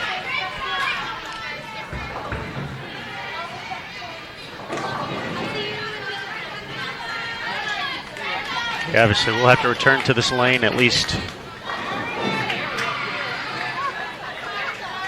one more time. They're hoping for more than that because they need to at least get to a Game 5 now. Absolutely. And at this point, I mean, you gather what you gather. You know, we said yesterday, there's always an opportunity to learn and gather information, especially in this situation because you just said it. They've got to go back to this lane at minimum one more time and want to get back there again. So they've got to figure it out. And if it's truly the pair, or if they threw some tough shots or some bad shots, they've got to. They know, between themselves and the staff, of course, which is which and what needs to be done. And one of the things we've heard over the years, just from having events here, having championship matches, we've heard people talk about that there is a difference from 9 to 10. That generally you'll play them a little bit differently. I don't remember which lane is necessarily the tight lane or the hooking lane, if you will, but there's been a common theme that we've heard over the years with this particular pair of lanes. So we'll see if that comes into play as well. But Vanderbilt really kind of caught in that position where try to get the ball started a little bit sooner. It's been high. If you try to get it away, it's not coming back. So they need to find a new zone almost.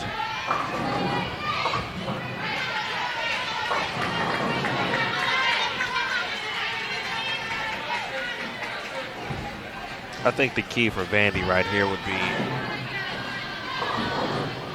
you're going to, although he had practice, you're kind of banking on that the success rate would be a little bit better considering what just happened.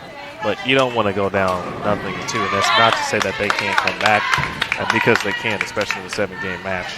That opportunity is there. They've been the best team all weekend, but now you're getting into the territory where, Arkansas State full of momentum after beating McKendree in the fashion that they did it.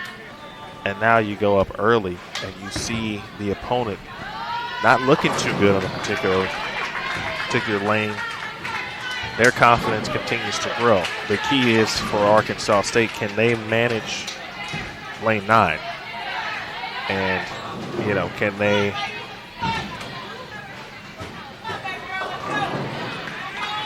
keep things in perspective? This is interesting right here. That was Taylor Davis was up on the approach, ready to go. Her teammates called her back. Head coach Justin Kostick wanted to relay some type of message there. Obviously, seeing the struggles Vanderbilt had, they're going to feel that Arkansas State may have a slightly different strategy. More than likely. And Taylor Davis is, obviously she's in the leadoff floor position, but she's going to be the first person, of course, to gain information. That shot right there looked pretty good. It did. But you can see down lane, there is just wiggle. The ball's struggling to make the move, yes. She was probably she was closer to about 15-16 at the arrows, where Milanova for Vanderbilt was probably closer to 22-23 on that fill ball. Both shots had the same result, obviously different rev rates, but there's not a spot you can throw it to right now where you're just going to see it make the move into the 1-3, so. And not the easiest of spares either. She takes care of it.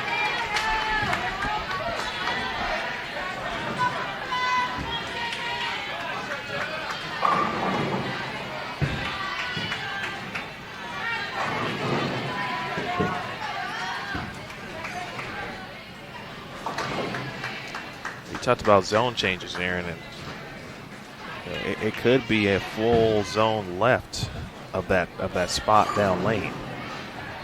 All of a sudden, your target becomes, a couple boards left of the hang spot. And meanwhile, Vanderbilt sees a couple strikes on the board now. A little confident on this right lane. Good shot.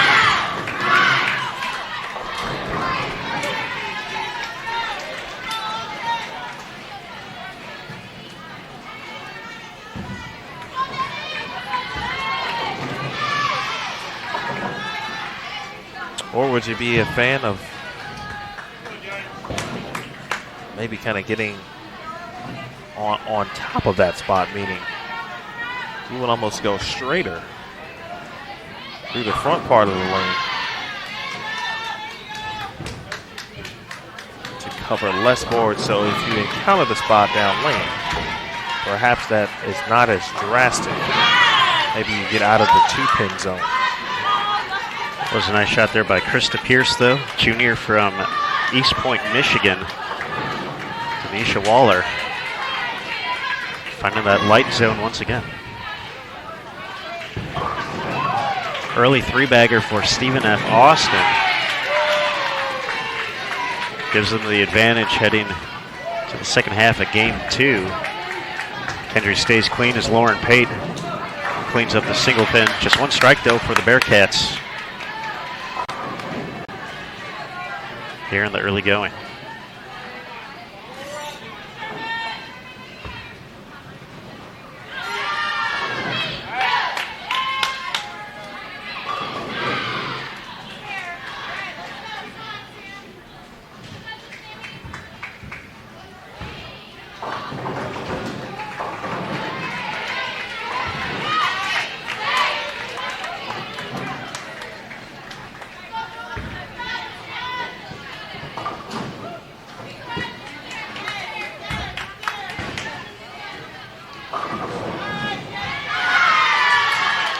Ashley Dundo looking to help the Bearcats find that first double, trips the 4. Ashley part of that national championship team 2017 along with Lauren Pate, Taylor Bailey, Brianna Clemmer. So that championship pedigree still intact for the Bearcats.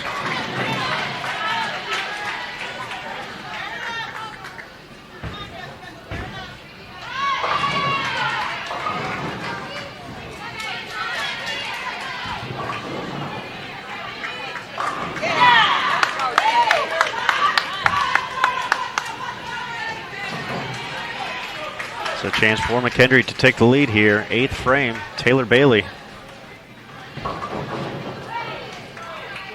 She's going to leave the 4-7, so advantage still in the Lady Jacks court.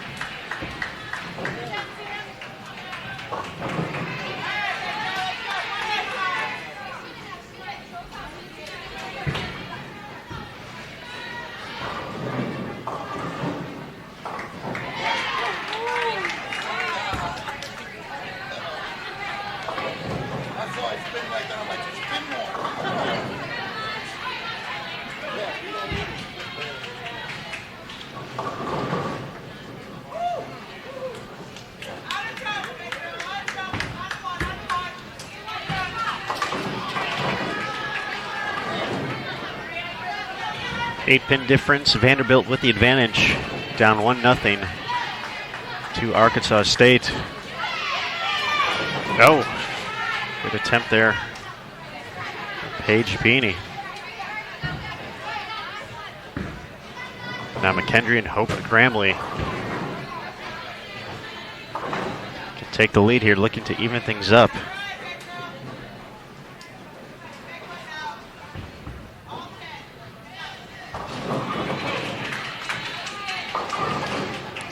Back-to-back high hits there for the Red Wolves.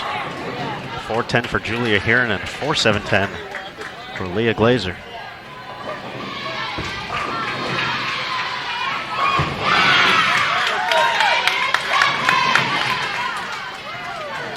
Great shot there from Hazelwood for SFA. One more Good count. She'll force McHenry to double in the 10th. First things first, 6-10 conversion. Woo! Nelly.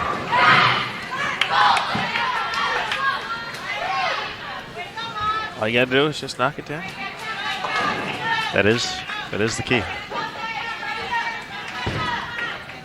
Dakota Hazelwood, can't she get one more here? She's going to need a push. So now it just makes it a mark for McHenry. We'll make things one apiece. Clean game so far for the Bearcats.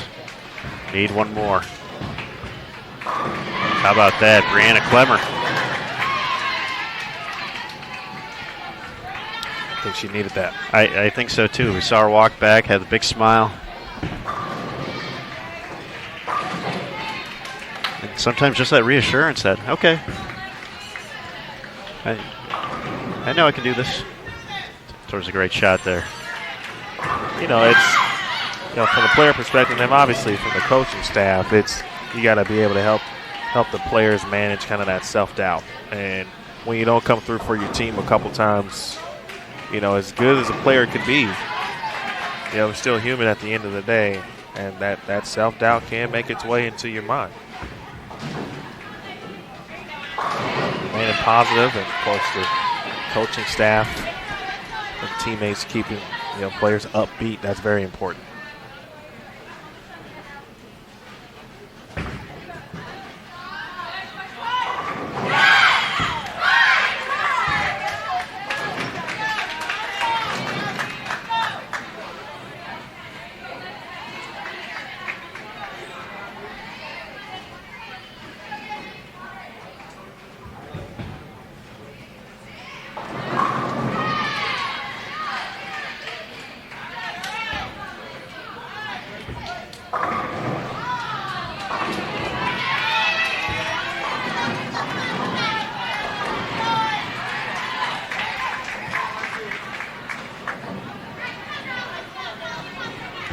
.203 to 188, all tied up, one apiece. McHenry and Stephen F. Austin.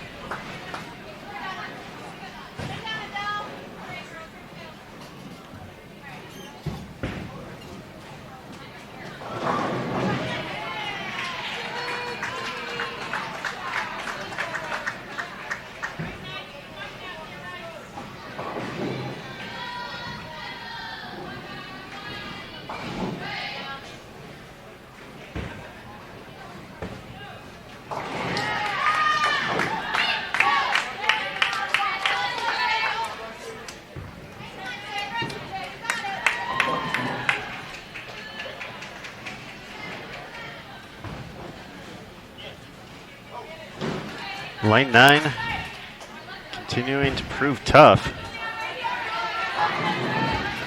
Arkansas State can now max out at 187.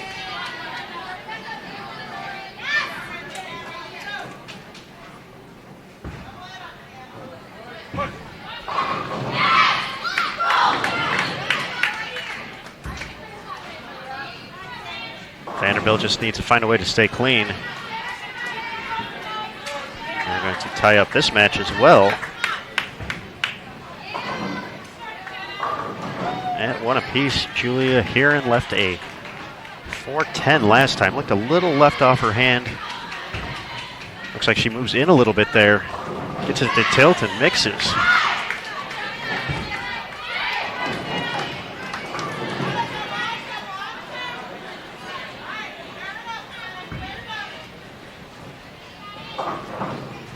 Samantha Gaynor for Vanderbilt now, 9th frame. Big double for the Commodores.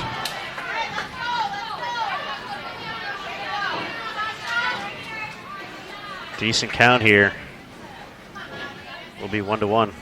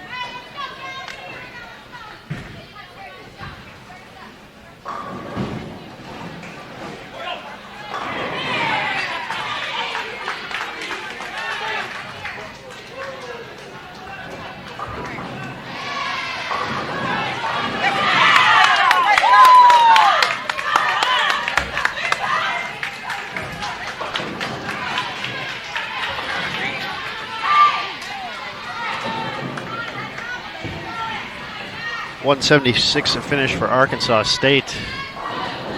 It will not be enough. Vanderbilt. Good bounce back here after 130 in game number 1. Going to be in the 2 teens.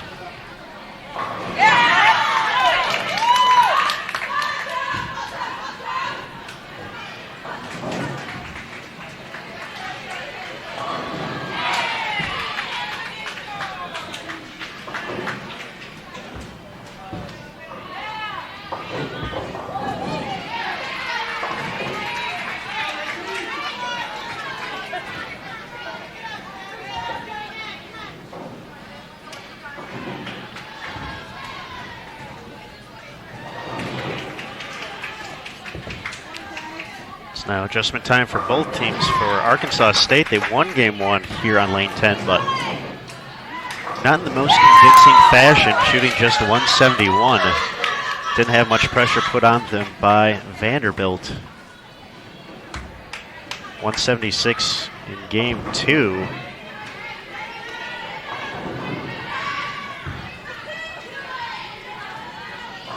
So what can the Red Wolves do to closer to a 200 look?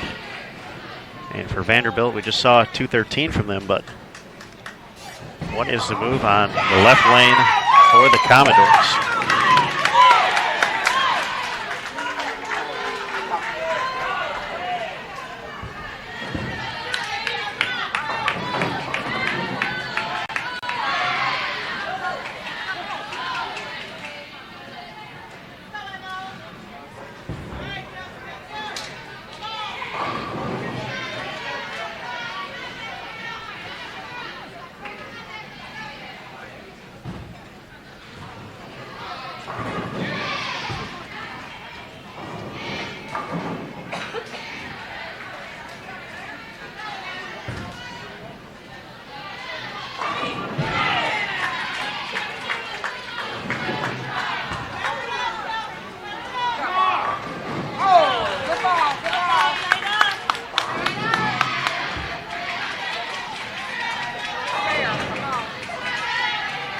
Emily Rigney from the left side.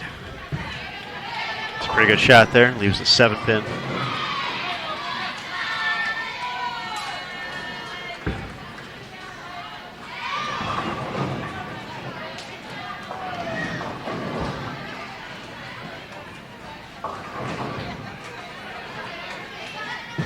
Some trouble for Taylor Davis. First shot of the game for Arkansas State.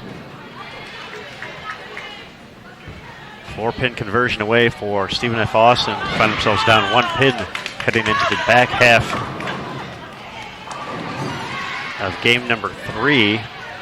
Our match between McHenry and SFA to determine 3rd place.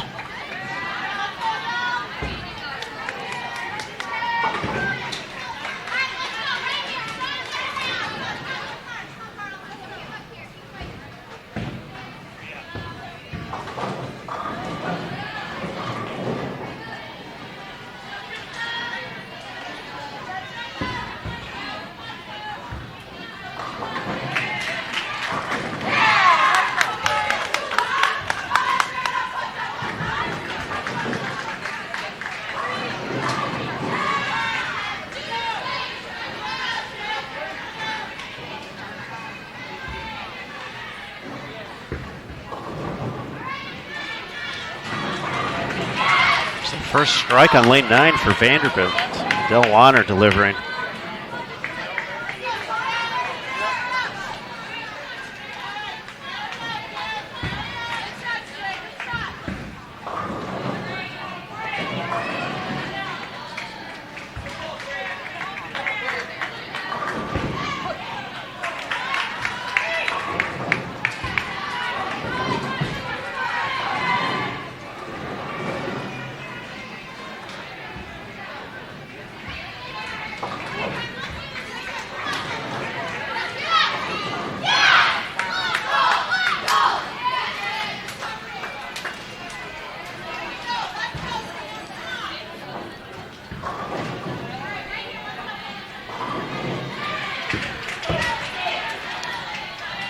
So the first strike turns into the first double on lane 9 for Vanderbilt.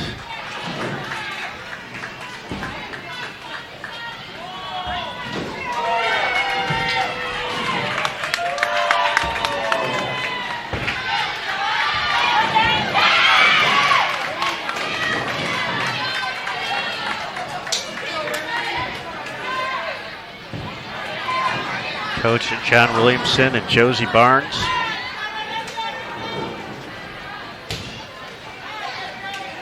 Getting the Commodores lined up here.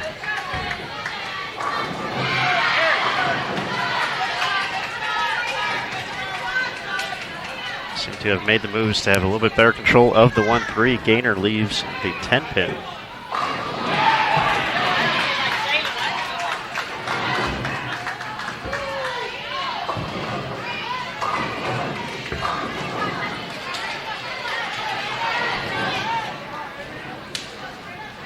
Waller. Good shot there for Arkansas State. 9 pin crept a little bit high there.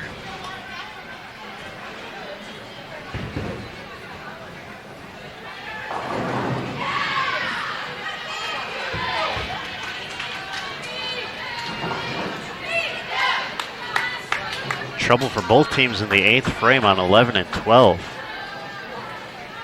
Kendry with the missed 10 pin. Stephen F. Austin and washout to shoot at. This is Sarah Gill. Be a big boost for the Lady Jacks. Switches to plastic and wow. Did everything you want to do there. Head pin just did not connect with the 10. All tied up, 9th and 10th frame to go, 11 and 12. Hope Gramley. Not like it off her hand. Saw the body language. Just said, didn't do what I needed to do on that one. It breaks up the baby split, just the 3 pin to shoot at.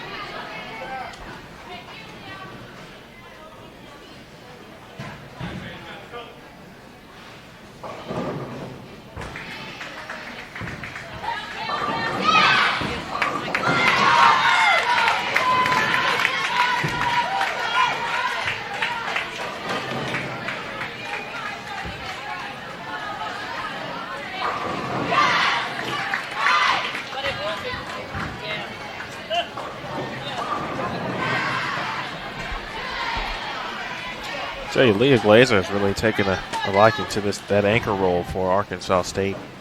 Pretty solid throughout the weekend. Does seem like she has thrown a lot of strikes in the 10th frame over the course of these 2 days. 10-pin stands for Brianna Clemmer. Strike to take the lead. Stephen F. Austin, Dakota Hazelwood. Well, that was 10 back from start to finish.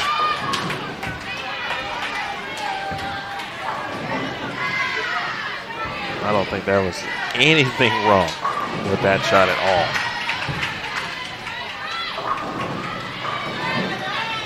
Clemmer can keep the pressure on here, make the spare, force her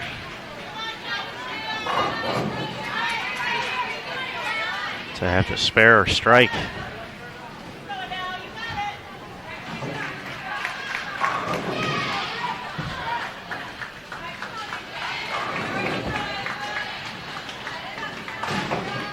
Pin conversion, taking care of strike, wins it, puts Stephen F. Austin up 2-1.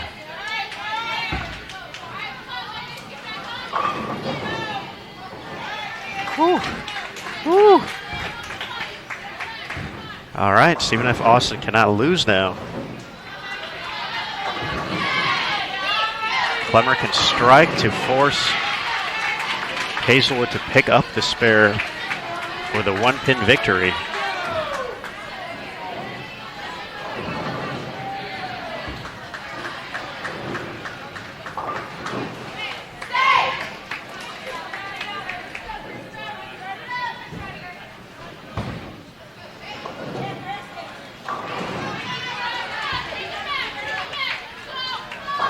All right, there it is, 161.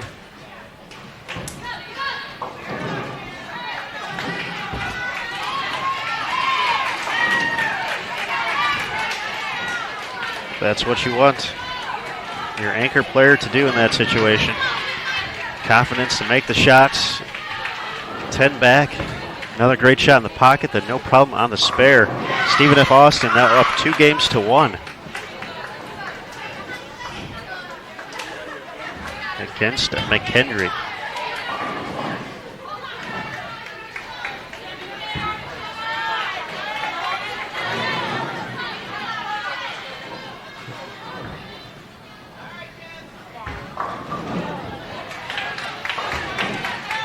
First sign of trouble for Vanderbilt in game 3. Open puts them at 160 in the 8th. Double here gives Arkansas State a chance to take the lead. Waller left the 9-pin last time and runs high again. This time with 3-6. Could be a 5-pin difference heading into the 9th and the 10th. Samantha Gaynor wasting no time though for Vanderbilt. Up and ready to go.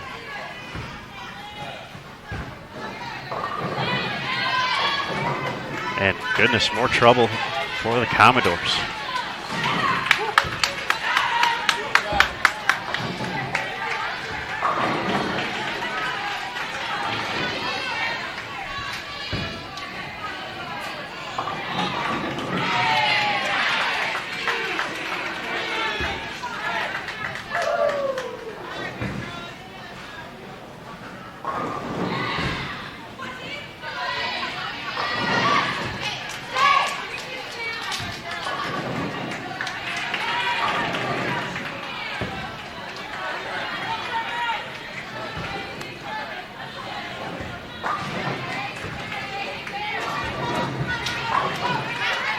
Gaynor will take the 2. That drops the max score to Vanderbilt to 199. So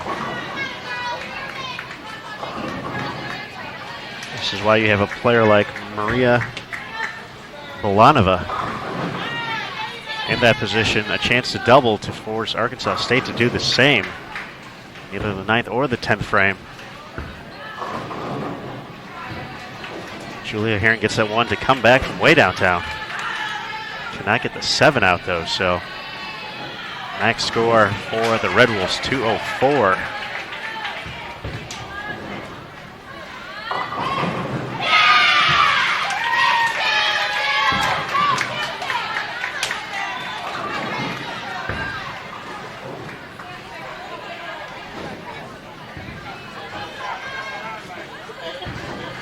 Struck last time on lane 9 in the 5th frame.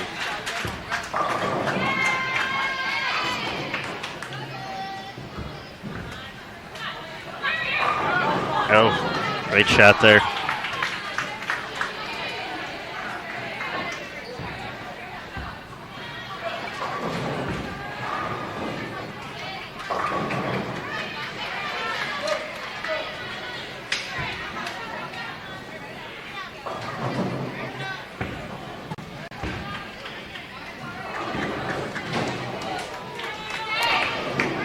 Well, it was close.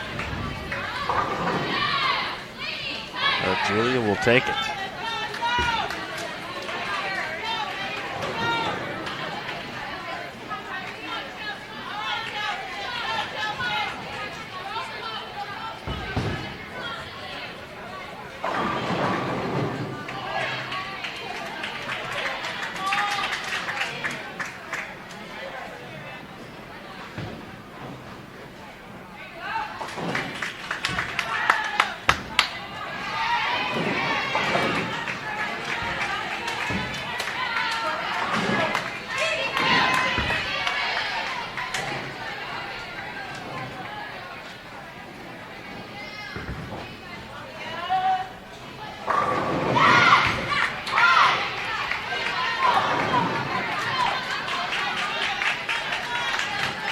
With the strike now.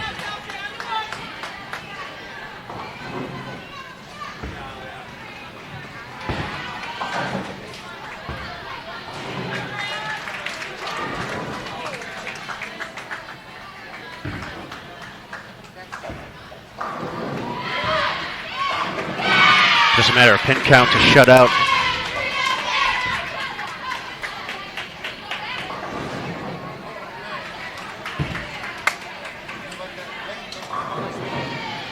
Vanderbilt to take the 2-1 advantage for the Red Wolves.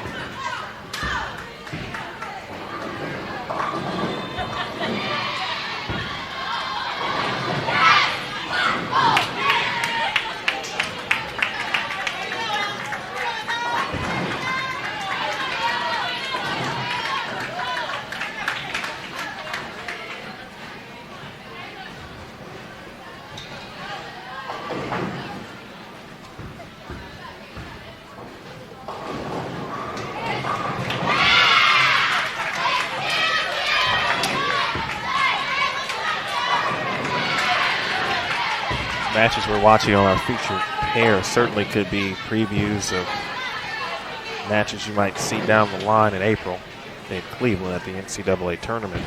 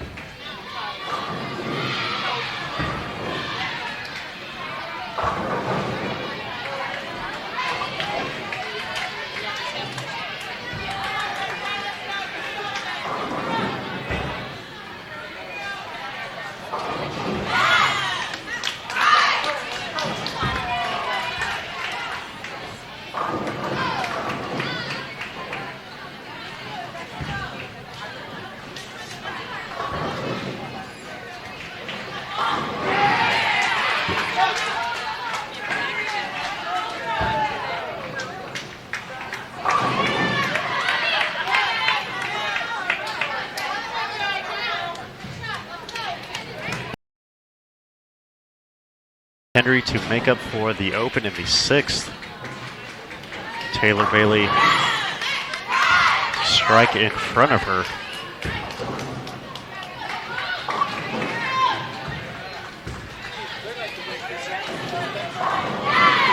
That's a quality shot.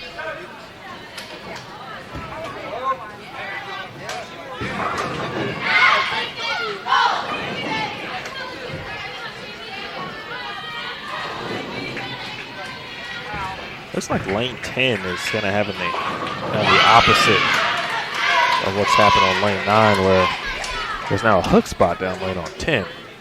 Pretty early, I should say actually kind of early. Some early friction. Well, of course, lane 9 we've been witnessing hang spots down lane, making balls, or helping them not hook, I should say. That was something we had seen a little bit earlier too as well. I remember Arkansas State catching this pair, and it seemed like 4 pins kept creeping up on lane 10 and making the adjustment for those.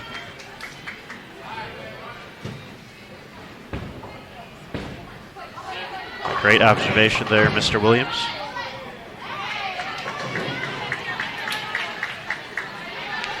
Tenth frame, Stephen F. Austin. Uh-oh. Boy, it's big trouble, just the 3-pin 208 max score. 206 the most McHenry can get to, so Dakota Hazelwood in another position to help shot out. Uh-oh. Oh. Lane 9 has been tough. You don't want to be giving away frames.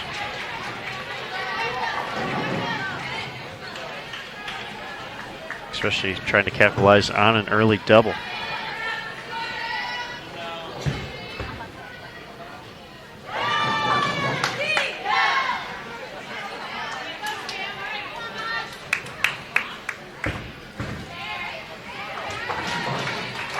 So 9 pins shuts out for Stephen F. Austin.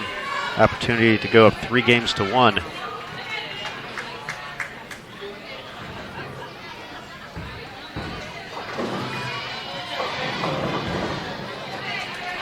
And they do not even need that now.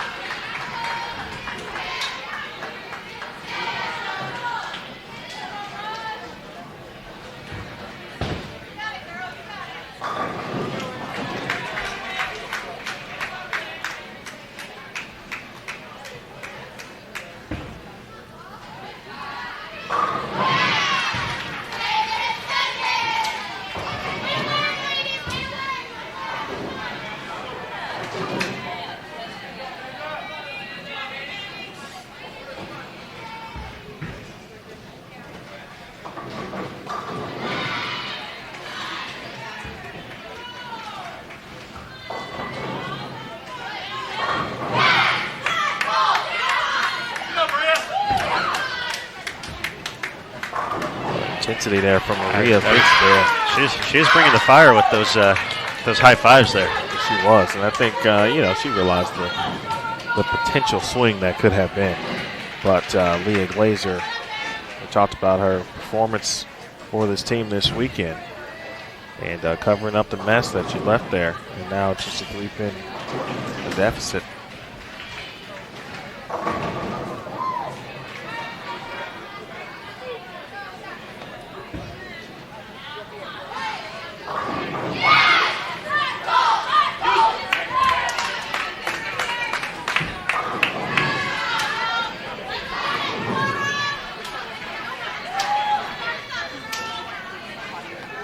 Lady Jacks up 3-1. Taylor Davis. Oh, wow. It's a tough break there. That's a pretty good shot.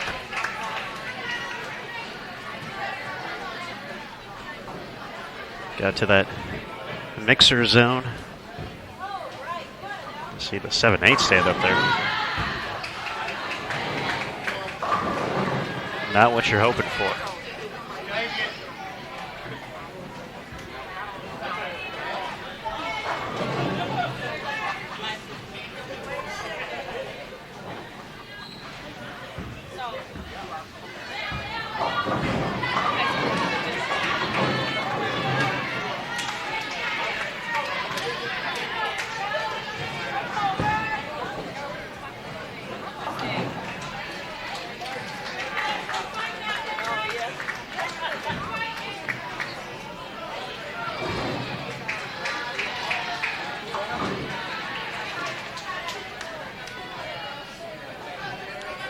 Trials and tribulations of lane 9 continue.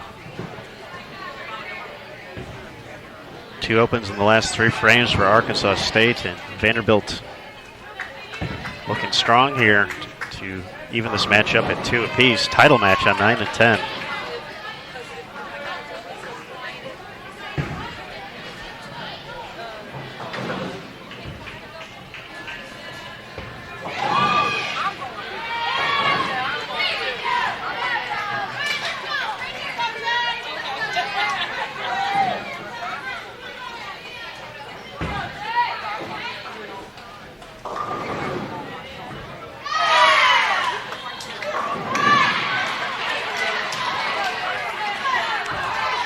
Krista Pierce getting a nice hit in the 7th frame for Arkansas State.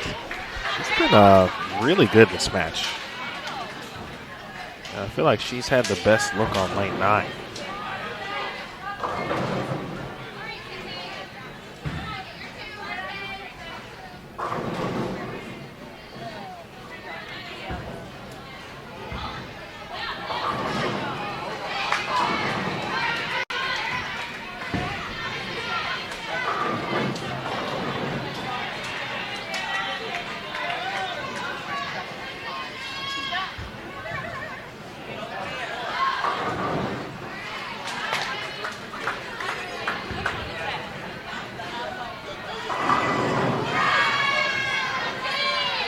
Another good shot there from Waller. That 10 back in the 3rd.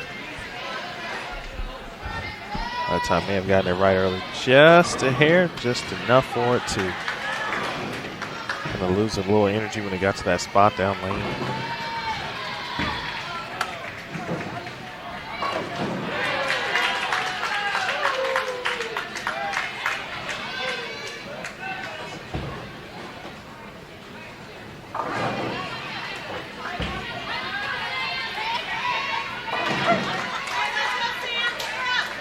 The open from Vanderbilt, the conversion here from Arkansas State makes it just a 10-pin match.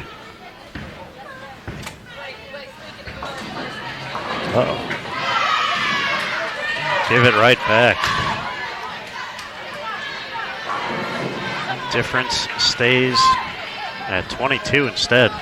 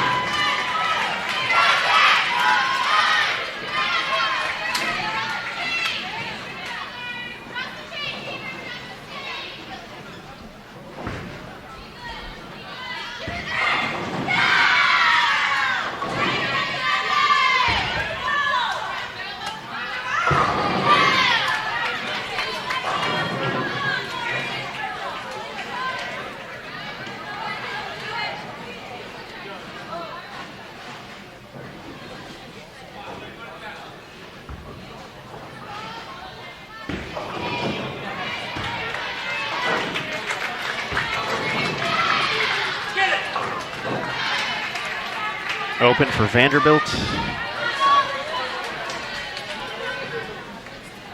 Arkansas State can make it 11 pins if they can convert their washout. Not sure if they have a left-hander available for this one. Might consider that in this situation, but Julia Heron is going to go for it. Oh, that's a few times we've seen that today. That's been...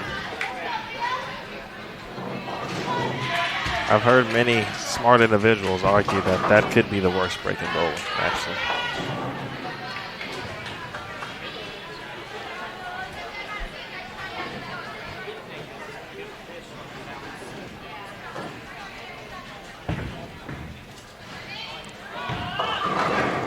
That does sound like a fun argument at some point.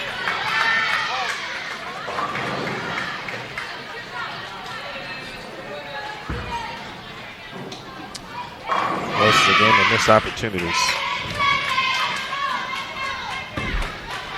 Arkansas State here.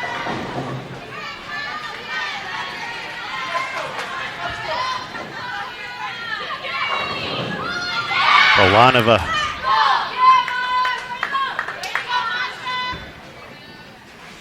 Sending pins across the deck.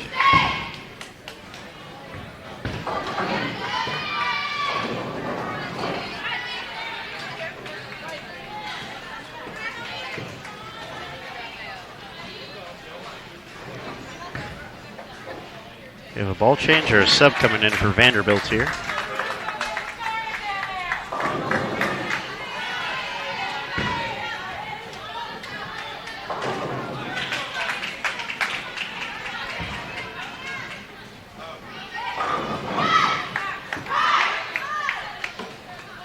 I think they're going to be bringing in Angelique Del Serrando.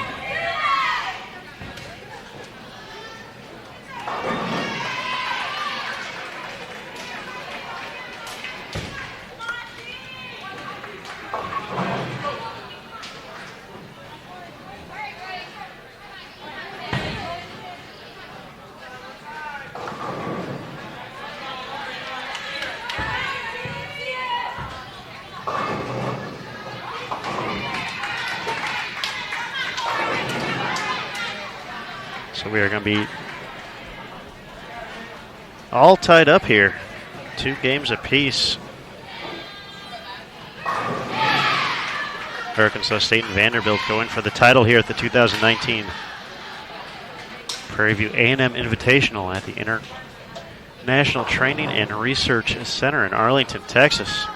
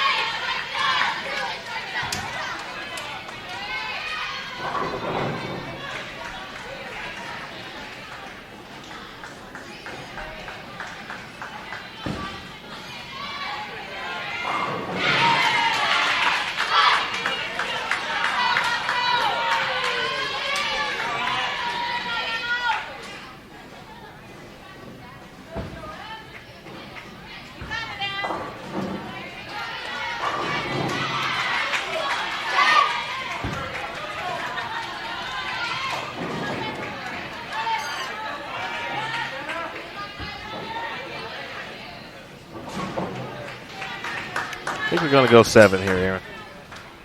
Shaping up to look that way. Also shaping up for McKendree.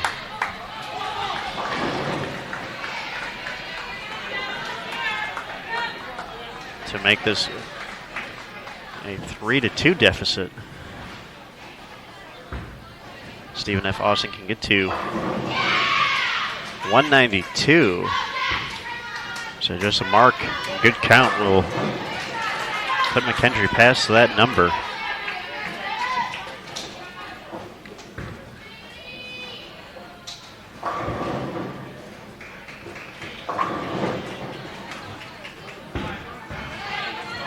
But we have the 310. You never know.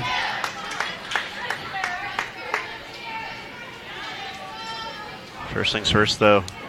SFA needs this strike, otherwise it is officially over.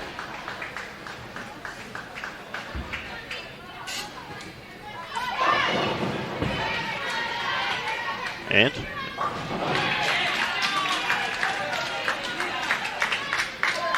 SFA now out of pins, out of the wood.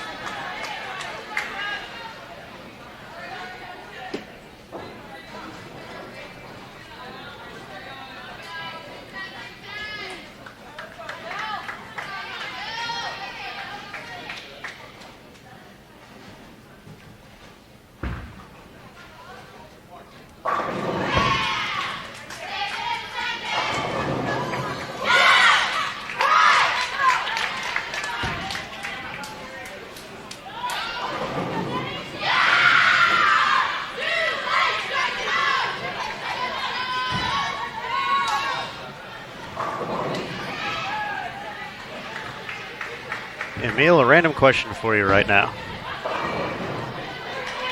We have McHenry, the defending champions here at the Prairie View. Are they a little disappointed now that they're not even competing for the title?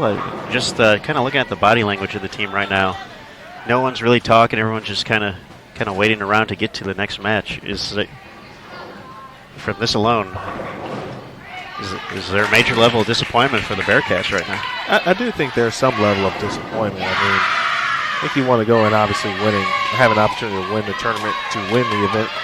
And, yeah, unfortunately, the early match with essentially the semifinal match, basically, the Arkansas State, they defeat them. But I think they're more disappointed in probably some of their shot making and, some of their miscues from a spare shooting perspective, I think.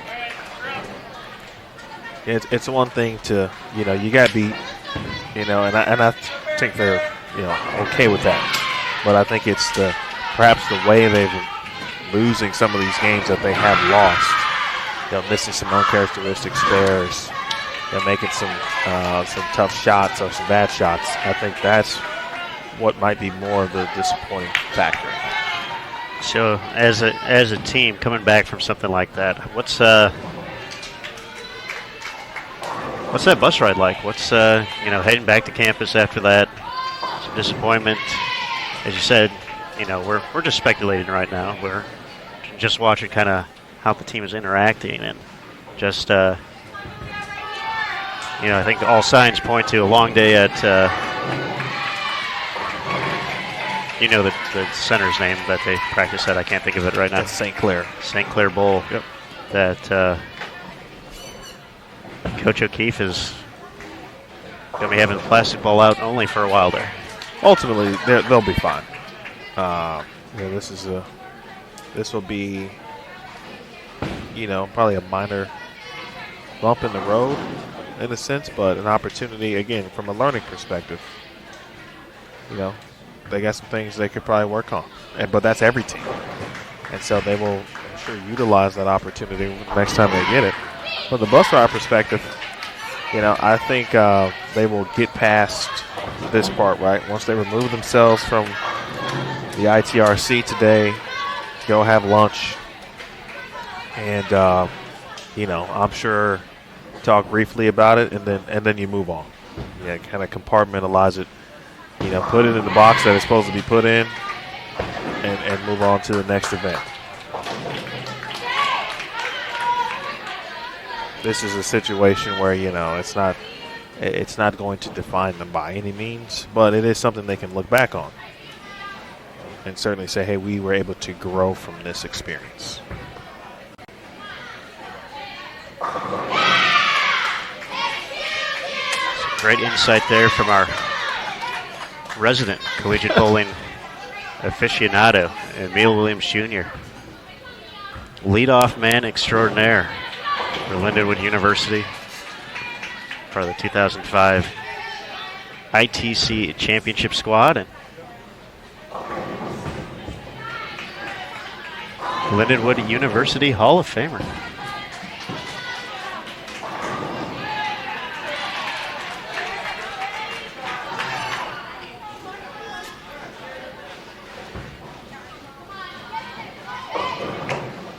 Do you have other motivational talking gigs like this that I don't know about yet? No, but I should partner up with Matt Farber. We just started his business. And that kind of in that department. It's one of the things I always know I can go to you if I could throw a question at you, and I always feel less prepared after I ask it when I hear your answers, because I would have had. I enjoy your insight and things like that, so thank you for sharing.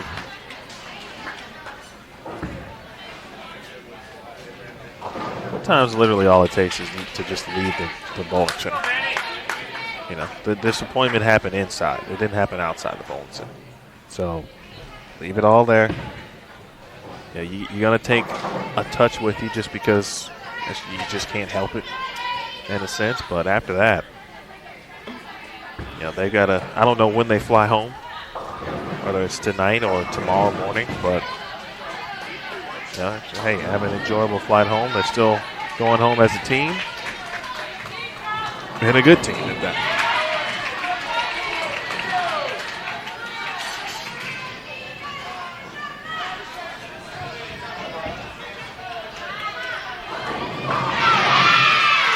And then, you could say the same things about, whoever finishes second in this situation. I think it's a little different. Nice shot there from Taylor Davis. But, if we get to a point where, whoever loses this championship, and depending on how it happens, you can go back, a couple games and say, hey, we left a few out there, those kind of things. So you got to take it all in stride. Well, the good news for the Bearcats at the moment, they're seeing some struggles from Stephen F. Austin. Looking at a potential third open in the first 5 frames. McHenry clean through 3. Good shot there from Hope Gramley, leaves the 10.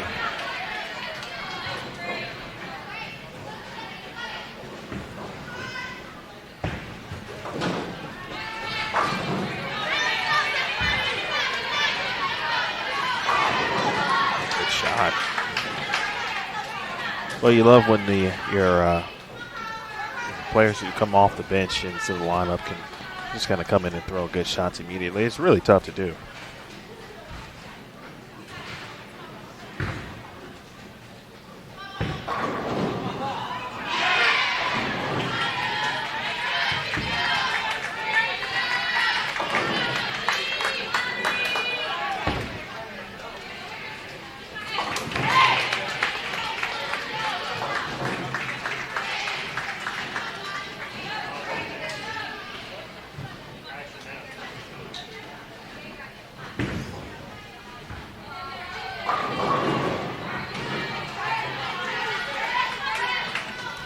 Pivotal game 5 here for both Vanderbilt and Arkansas State.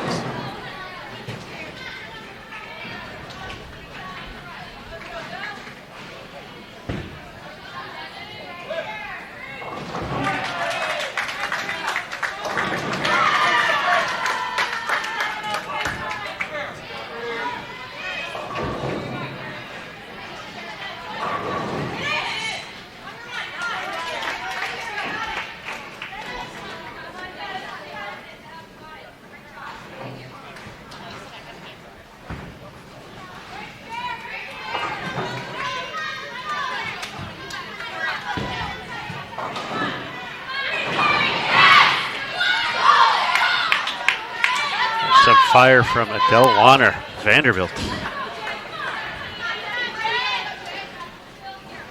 Back-to-back opens, but Vanderbilt still right in the thick of this match.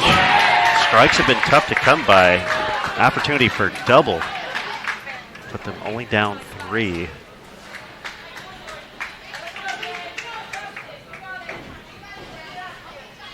Jordan Newham trying to take advantage. A great shot from Adele.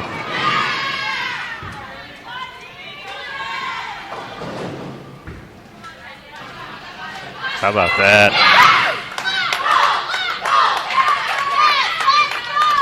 And it looks like, Aaron, as you think back to game 1 and what lane 9 looked like and where the players were playing. And it looks like most have kind of made a zone move left to be left of the spot down lane that presented trouble. So you got to move enough with your feet then for the ball to get through the heads of the proper spot. So you need enough room there and then to create the angle necessary to not get crazy down lane. What you're saying sounds incredibly difficult. It is.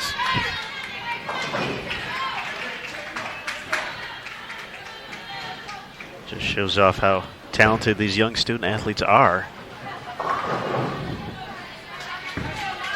Ilanova. Now there's a double in front of her. Can get the Commodores to 190.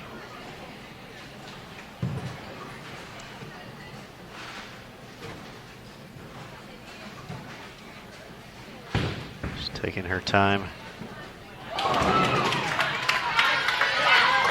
Cannot get it up the hill though.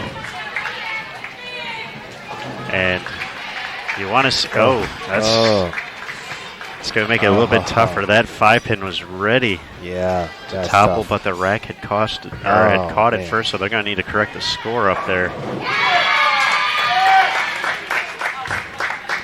Definitely makes chopping the spare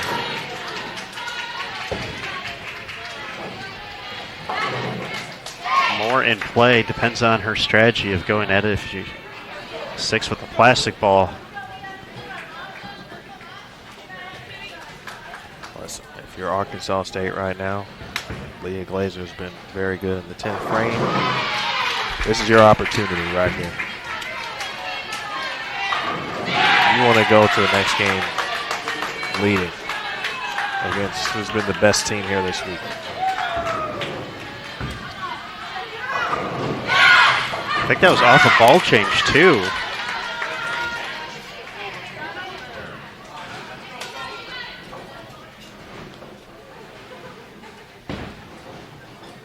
Now just 7 pins on the next 2 shots. Will be enough for the Red Wolves. They've been so close to claiming this title in the past. Whew. No fun way to shoot that one, but Maria gets the job done. But Vanderbilt's going to need a gift here.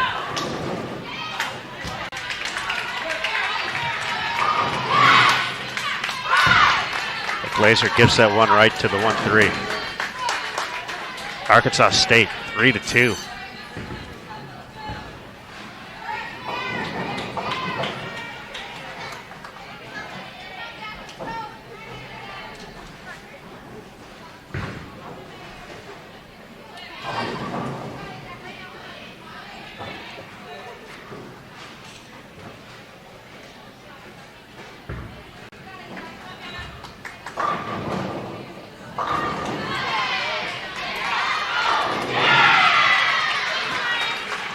Just one 200 game so far on 9 and 10 here in the championship round. Tough pair. As we begin to head to game 6 in just a moment, Arkansas State going to be leading the way 3-2. Glazer all 3 in the 10th. So far, the team on lane 10 has won every game.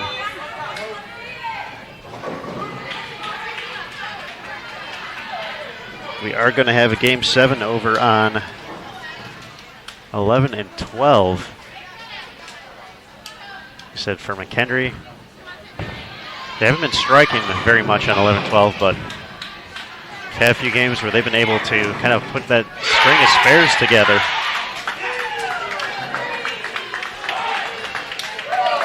Had a double in the middle of the game, but we're going to cruise to this game. They can even take a few opportunities to try a few things. In the 10th, it'll already be decided.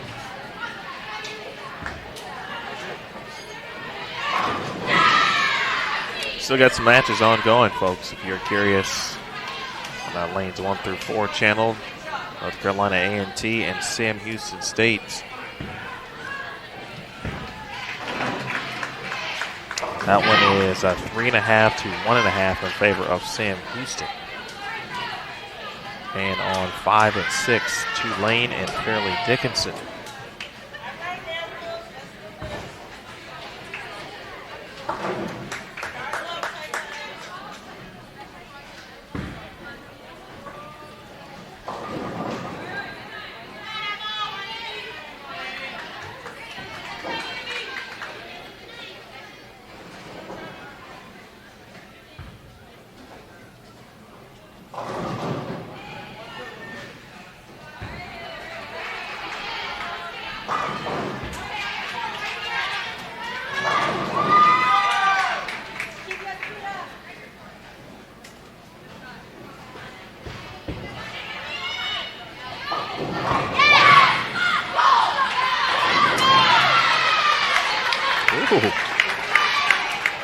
Really Rickney.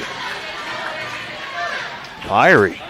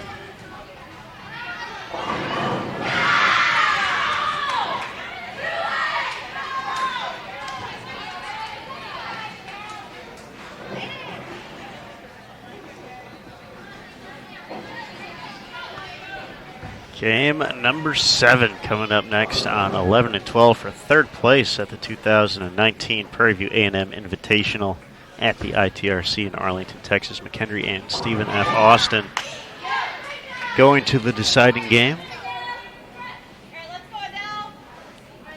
SFA got off to a strong start, 225 to take game 1. They were up 3-1, but McHenry has clawed back, winning the last 2 games, 183 to 160 and 214 to 150. McHenry is the higher seed.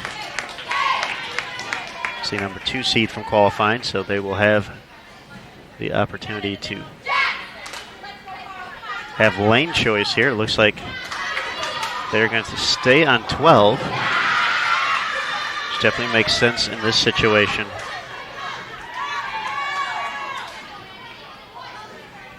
They just shot 212. They just saw their opponents struggle to 150.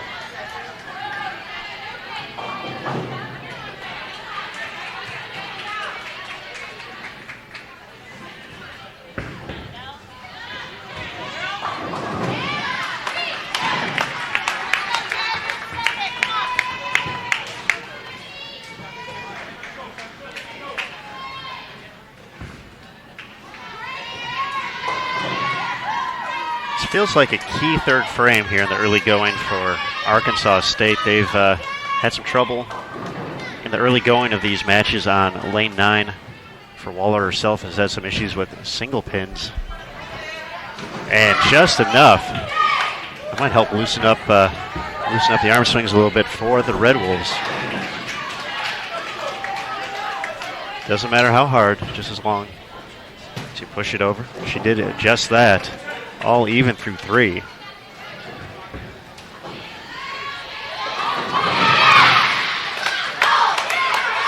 Nice shot there from Jordan.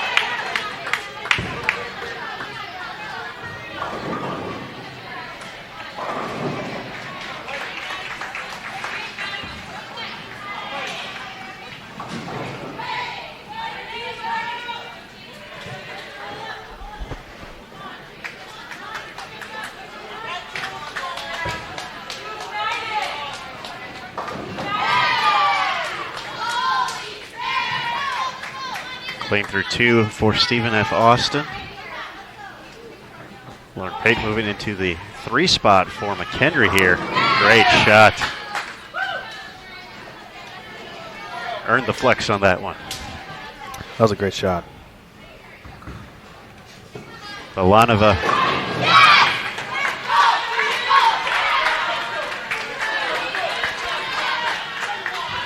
You could almost put her down for 10. And of course, at this point, we all know lane 10 is a little better than 9. But for Arkansas State, I mean, it's just kind of bearing down and throwing the best shot possible, I think, because that's really the only way you'll be able to tell if it's still the lane or it's something you did. Now, Emil, with Vanderbilt having the opportunity to be the higher seed and pick lane, obviously, if we get to Game 7, you're going to think they're going to stay on lane 10. How much does Arkansas State have to look forward to that? Obviously, they're trying to win this game right now, but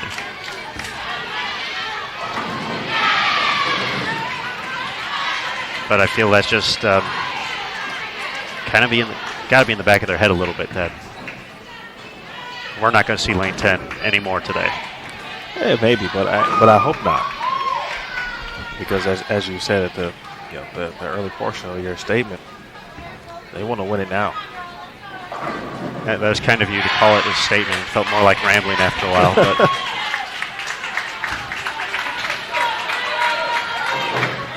I mean, that's an interesting portion and key of some of the formats, I should say, NCAA, with the ability to have lane choice and a higher speed. That's amazing. So was that shot from Taylor Davis. Absolutely. Great shot. Made the adjustment. Based off the first frame, I think she just threw it better, hit the target. And she is considerably further left from where we saw the Red Wolves in Game 2. I think Leah Glazer has really kind of set the tone a little bit, and she's had a good sight aligned to the pocket as well. That shot on the left lane, even with the same ball change she made on lane 10. And I go back to this young lady right here, Krista Pierce, who, to me, I mean, I'm not saying unsung heroes and all that kind of stuff, but it takes every player to win. And she's been spectacular in this match, specifically. Player we didn't necessarily catch in other matches here, at least on lanes 9 through 12.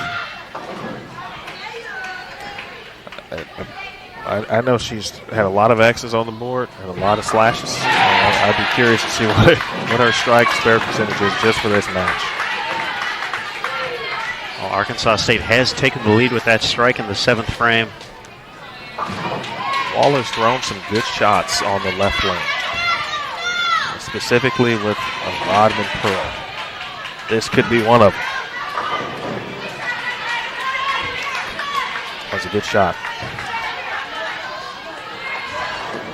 So we mentioned the 10 pin in the 3rd frame.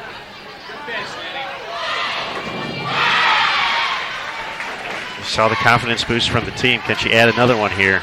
This is where you learn a lot about yourself. Yes.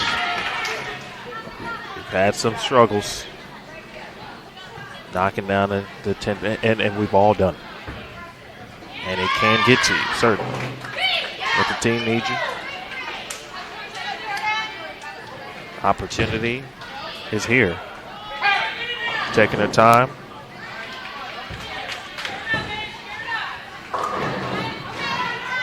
Just got to go out and attack it. Being aggressive goes a long way here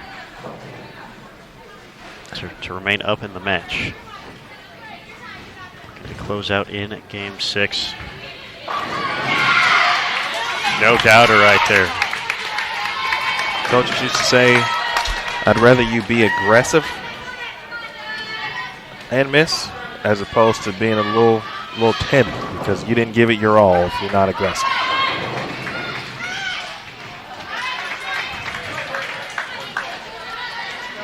Jordan opened up the lane a little bit more on that shot, got a little more rounded. charged back. That 7-pin scooted.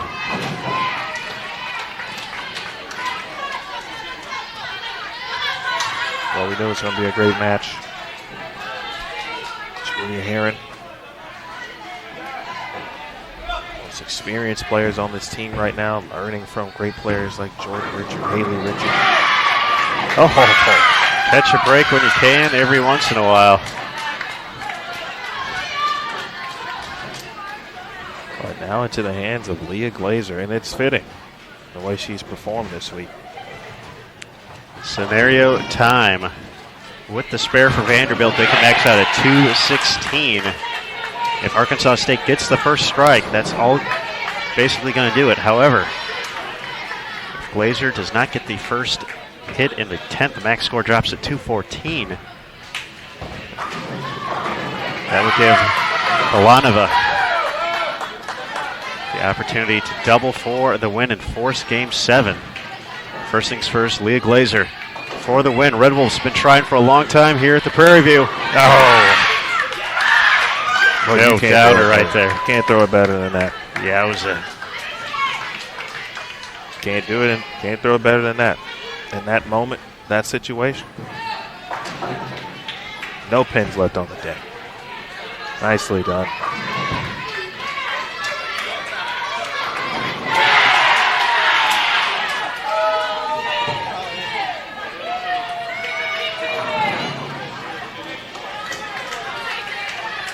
Just a decent count right now.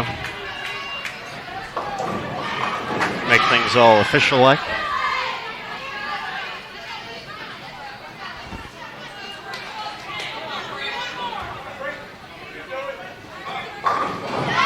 But redemption for the Red Wolves, 60 feet away right now. It's hard to win as the top seed.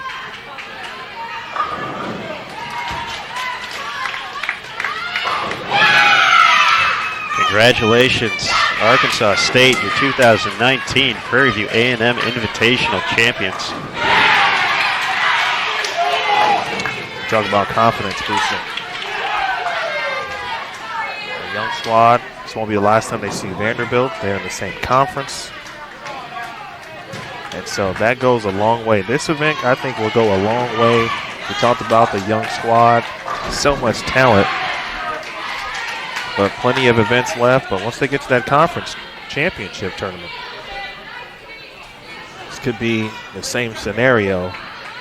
And now they know, Arkansas State I'm speaking of, they know, hey, we can beat Vanderbilt. We did it.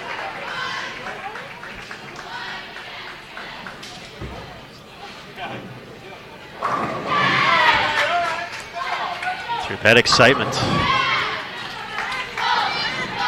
as Belanova puts a cap on a great tournament overall. Although it will be a runner-up finish for the Commodores. We're already to the 10th frame here in Game 7. 189 max score for McHenry.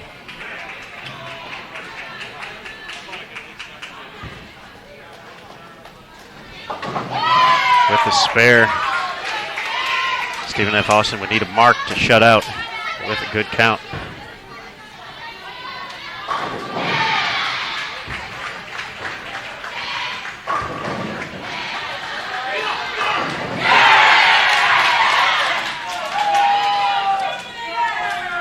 Still going down with Fairleigh Dickinson and Tulane.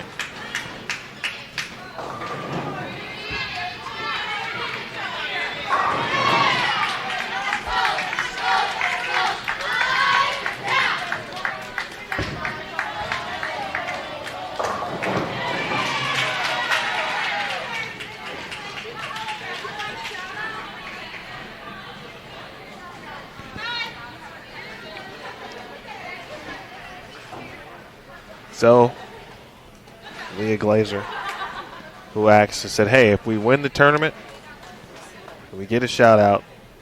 So shout out to Leah Glazer, although we've talked about her throughout this week, but does a ton off the lanes. She told me she was a tutor, helps with, I think, football recruitment as well.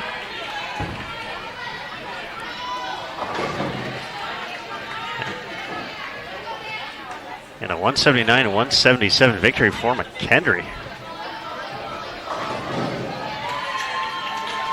To take third place, Stephen F. Austin needed the spare there.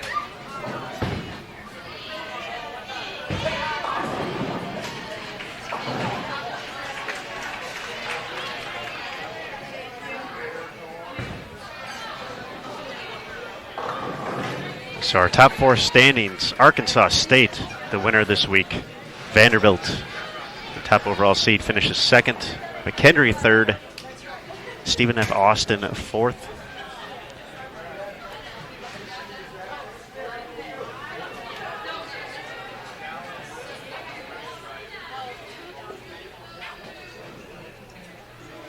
Now the only match ongoing on 5 and 6 between Tulane and Fairleigh Dickinson.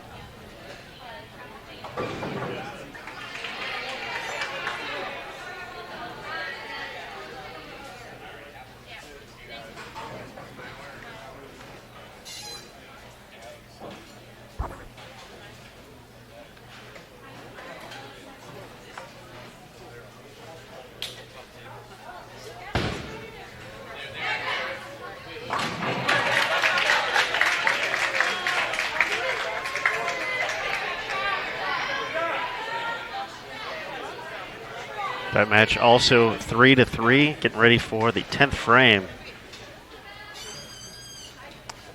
And Fairleigh Dickinson has already done enough to claim that victory.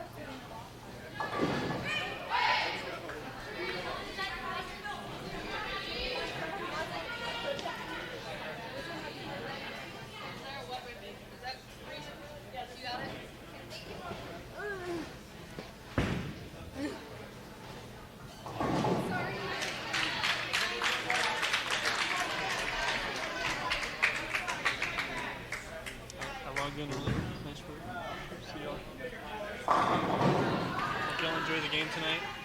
No commentating, just sit back and watch it.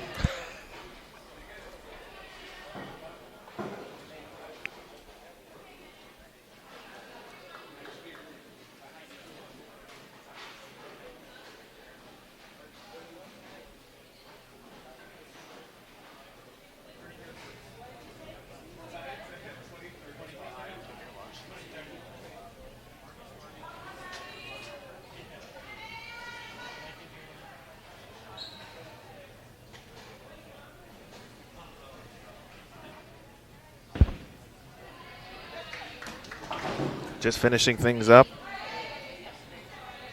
Again, the final shots being thrown in the Tulane Fairleigh Dickinson match.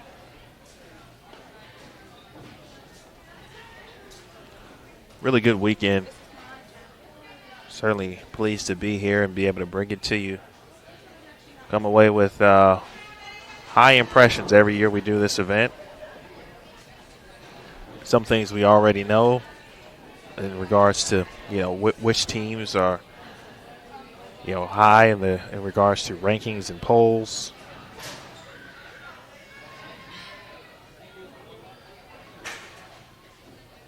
But sometimes you got to go beyond that a little bit to see which players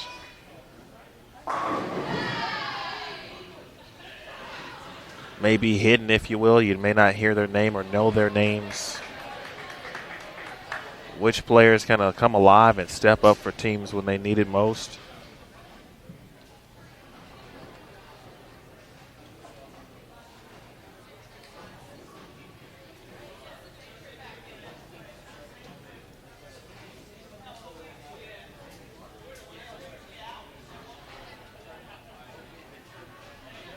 So Fairleigh Dickinson did grab the W.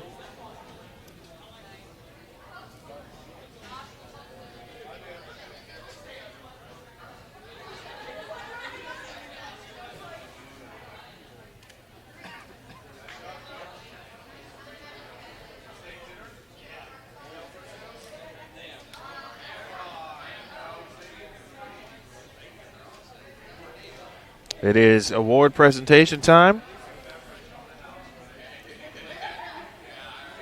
We'll have the presentation of the all-tournament squad individually. Then, of course, the tournament champion. I believe the runner-up as well.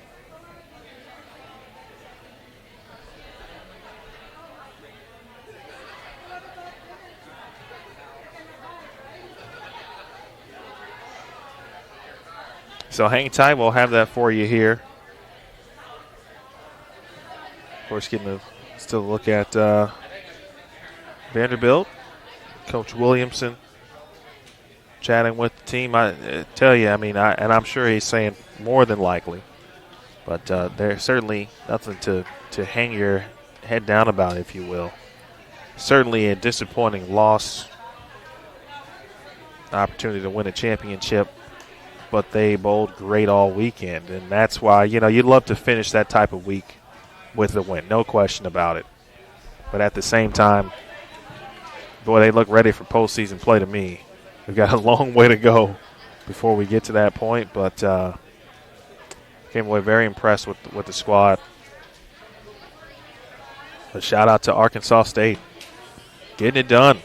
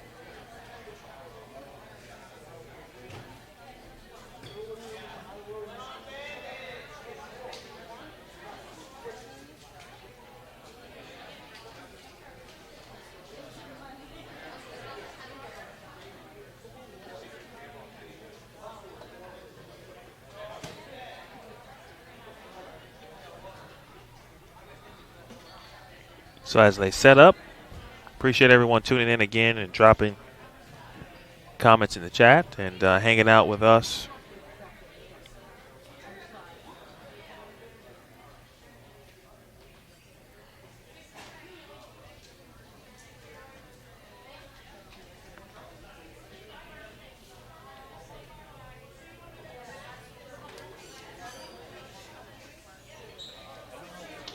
Rod, thanks for your notes. Our producer informed us that everything was all well.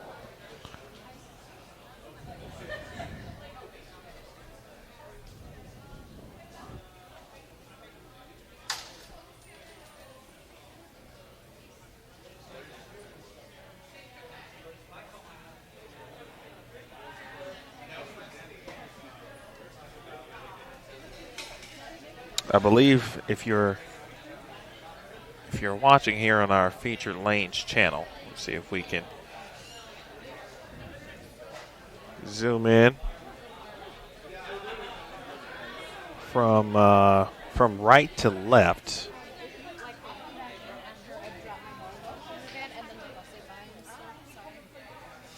That is the tournament championship trophy.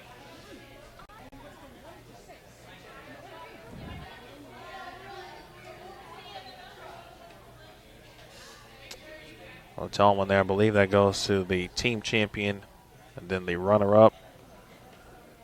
In the middle there, I believe our all-tournament team awards, and I believe we have the tournament MVP and the high game award down on the left side of the table.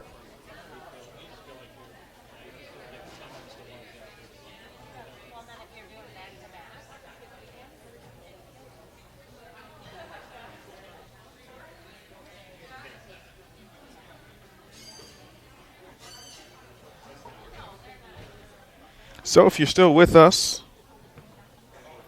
I know we have many fans of many teams, but is there anything that you left away or walked away from this event, maybe that you didn't know or were impressed with? Maybe a fan of, or not a fan, but maybe you're impressed by a different team, one that maybe you're not a, or weren't a fan of before. You're still rooting for your team, but you said, hey, you know, that other squad there, they're pretty solid. Got to watch out for them come postseason time. I'm curious. Drop us a note in the chat. Aaron Smith going to handle our public address announcements.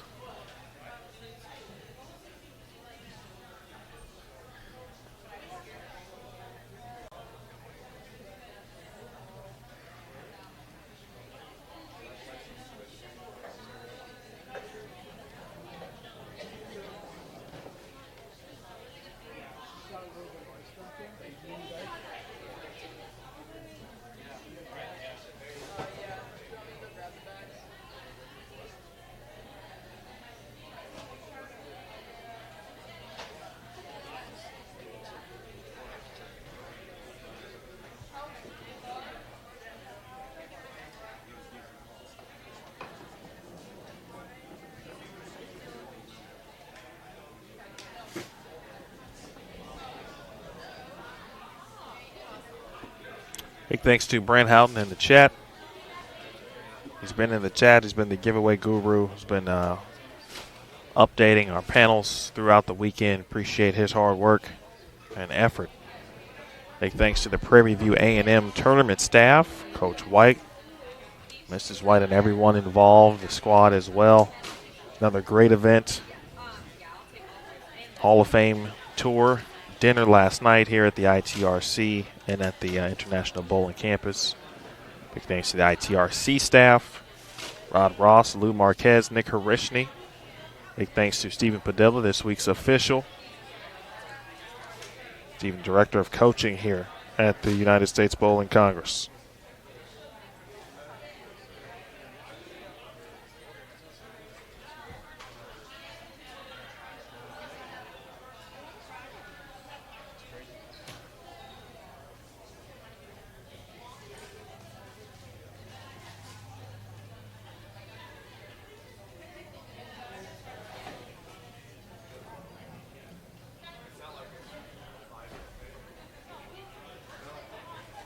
All right, everybody, could I have your attention? We're going to start our awards presentation for the 2019 Prairie View A&M. All right, there's Aaron Smith. At the ITRC, we'd first like to thank our sponsors, Pepsi, Gatorade, Columbia 300, and Amazing Rewards Incorporated.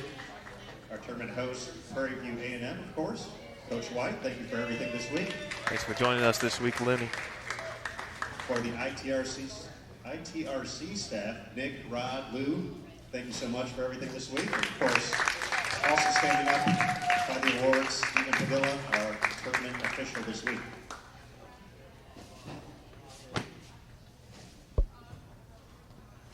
And last but certainly not least, all the volunteers who helped out this week for Prairie View. Just thank you. We couldn't do it without you guys. We appreciate it all the time, all the effort. Of course, the great meal yesterday, the Hall of Fame experience. We always look forward to this awesome event. We're going to get into it with the all-tournament team now. Finishing 5th from Vanderbilt University, averaging 204.33. Adele Warner.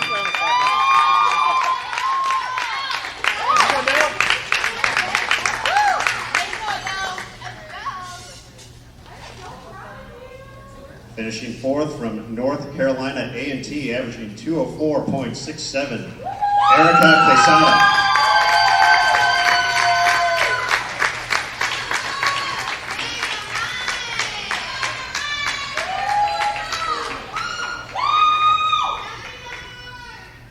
These next two athletes had to leave for flights, but we still want to recognize them. Finishing in 3rd place from McKendree University, averaging 215.67. Brianna Clemmer. Finishing in 2nd from Maryland Eastern Shore, averaging 217.17, Kayla Hicks. And our tournament champion and MVP from Vanderbilt University, averaging 227.67, Maria Balanova.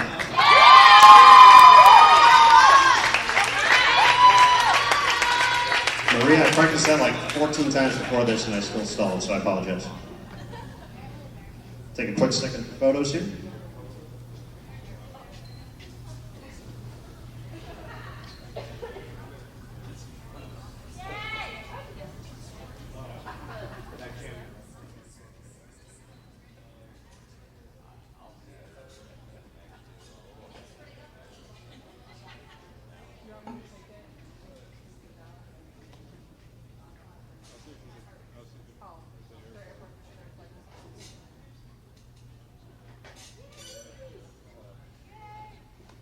Maria, don't go too far. We also have your MVP tournament award. Stephen has that over there.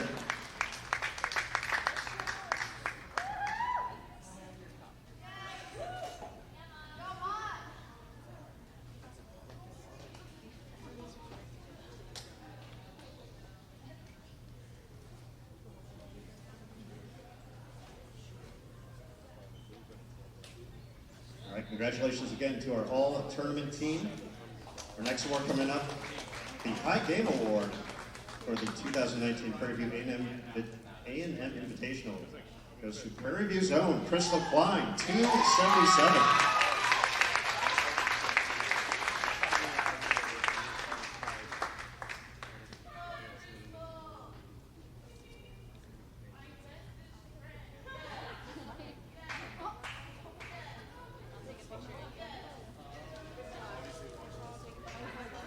Final two awards are team awards. We'd like to recognize our runner-ups in 2019. The University of Vanderbilt Commodores, coached by John Williamson.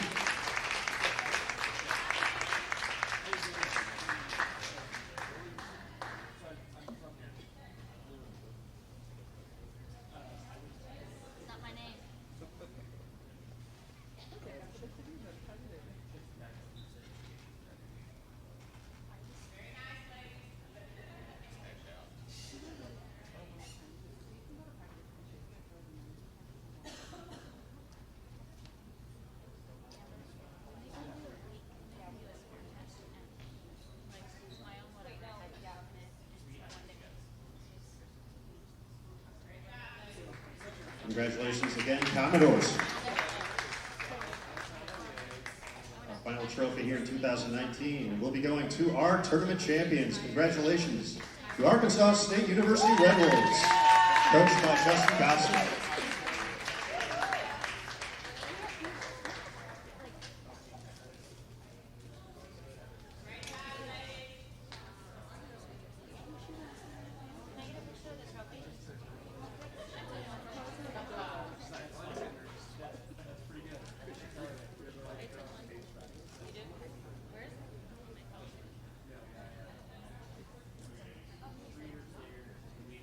Arkansas State tournament champions.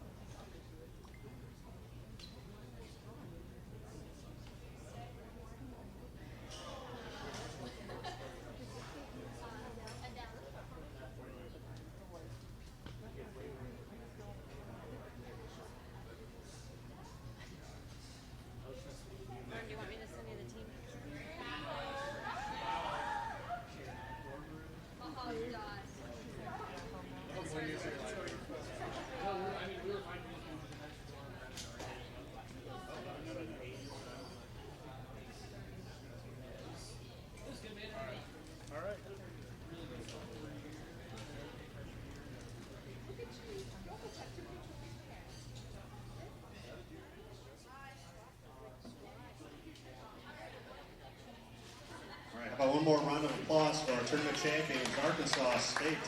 Congratulations. And everybody, that's going to do it for the 2019 Prairie View A&M Invitational. We appreciate everyone's help. Great tournament to all the student athletes. For everyone, safe travels home, and we'll see you next year right here at the ITRC. Thank you again. All right, folks. That was Aaron Smith doubles and triples as the Prairie View A&M Invitational public address announcer as well.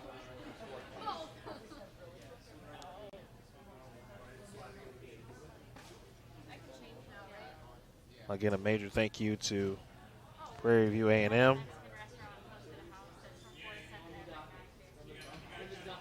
the ITRC,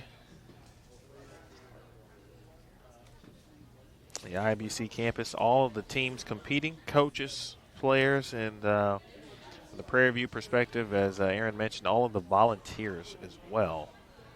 Not just their tournament staff; they've got everything taken care of. They run a first-class event, and pleasure to be a part of it here. Big thanks to everyone again who logged on and watched this weekend. We were able to give you multiple lanes of coverage. We hope you enjoyed it. Won't be our last time, of course, as there'll be plenty more from BowlTV.com.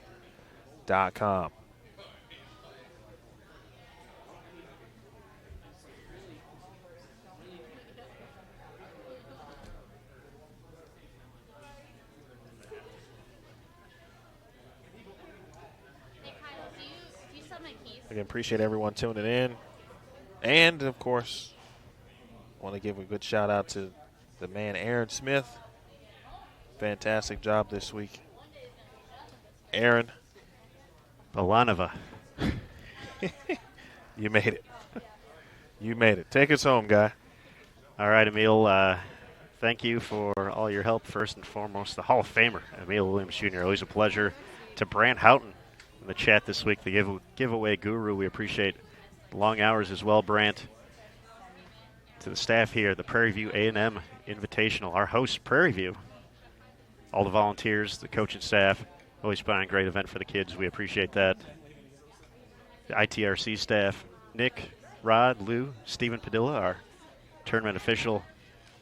That's going to be it. So keep an eye out on the live stream schedule. Next event coming up for us, the Hoosier Classic, a few weeks in February in Indianapolis. So that's going to do it for today. I'm Aaron Smith alongside Emil Williams Jr. We'll see you next time here at BowlTV.com. Thank you again.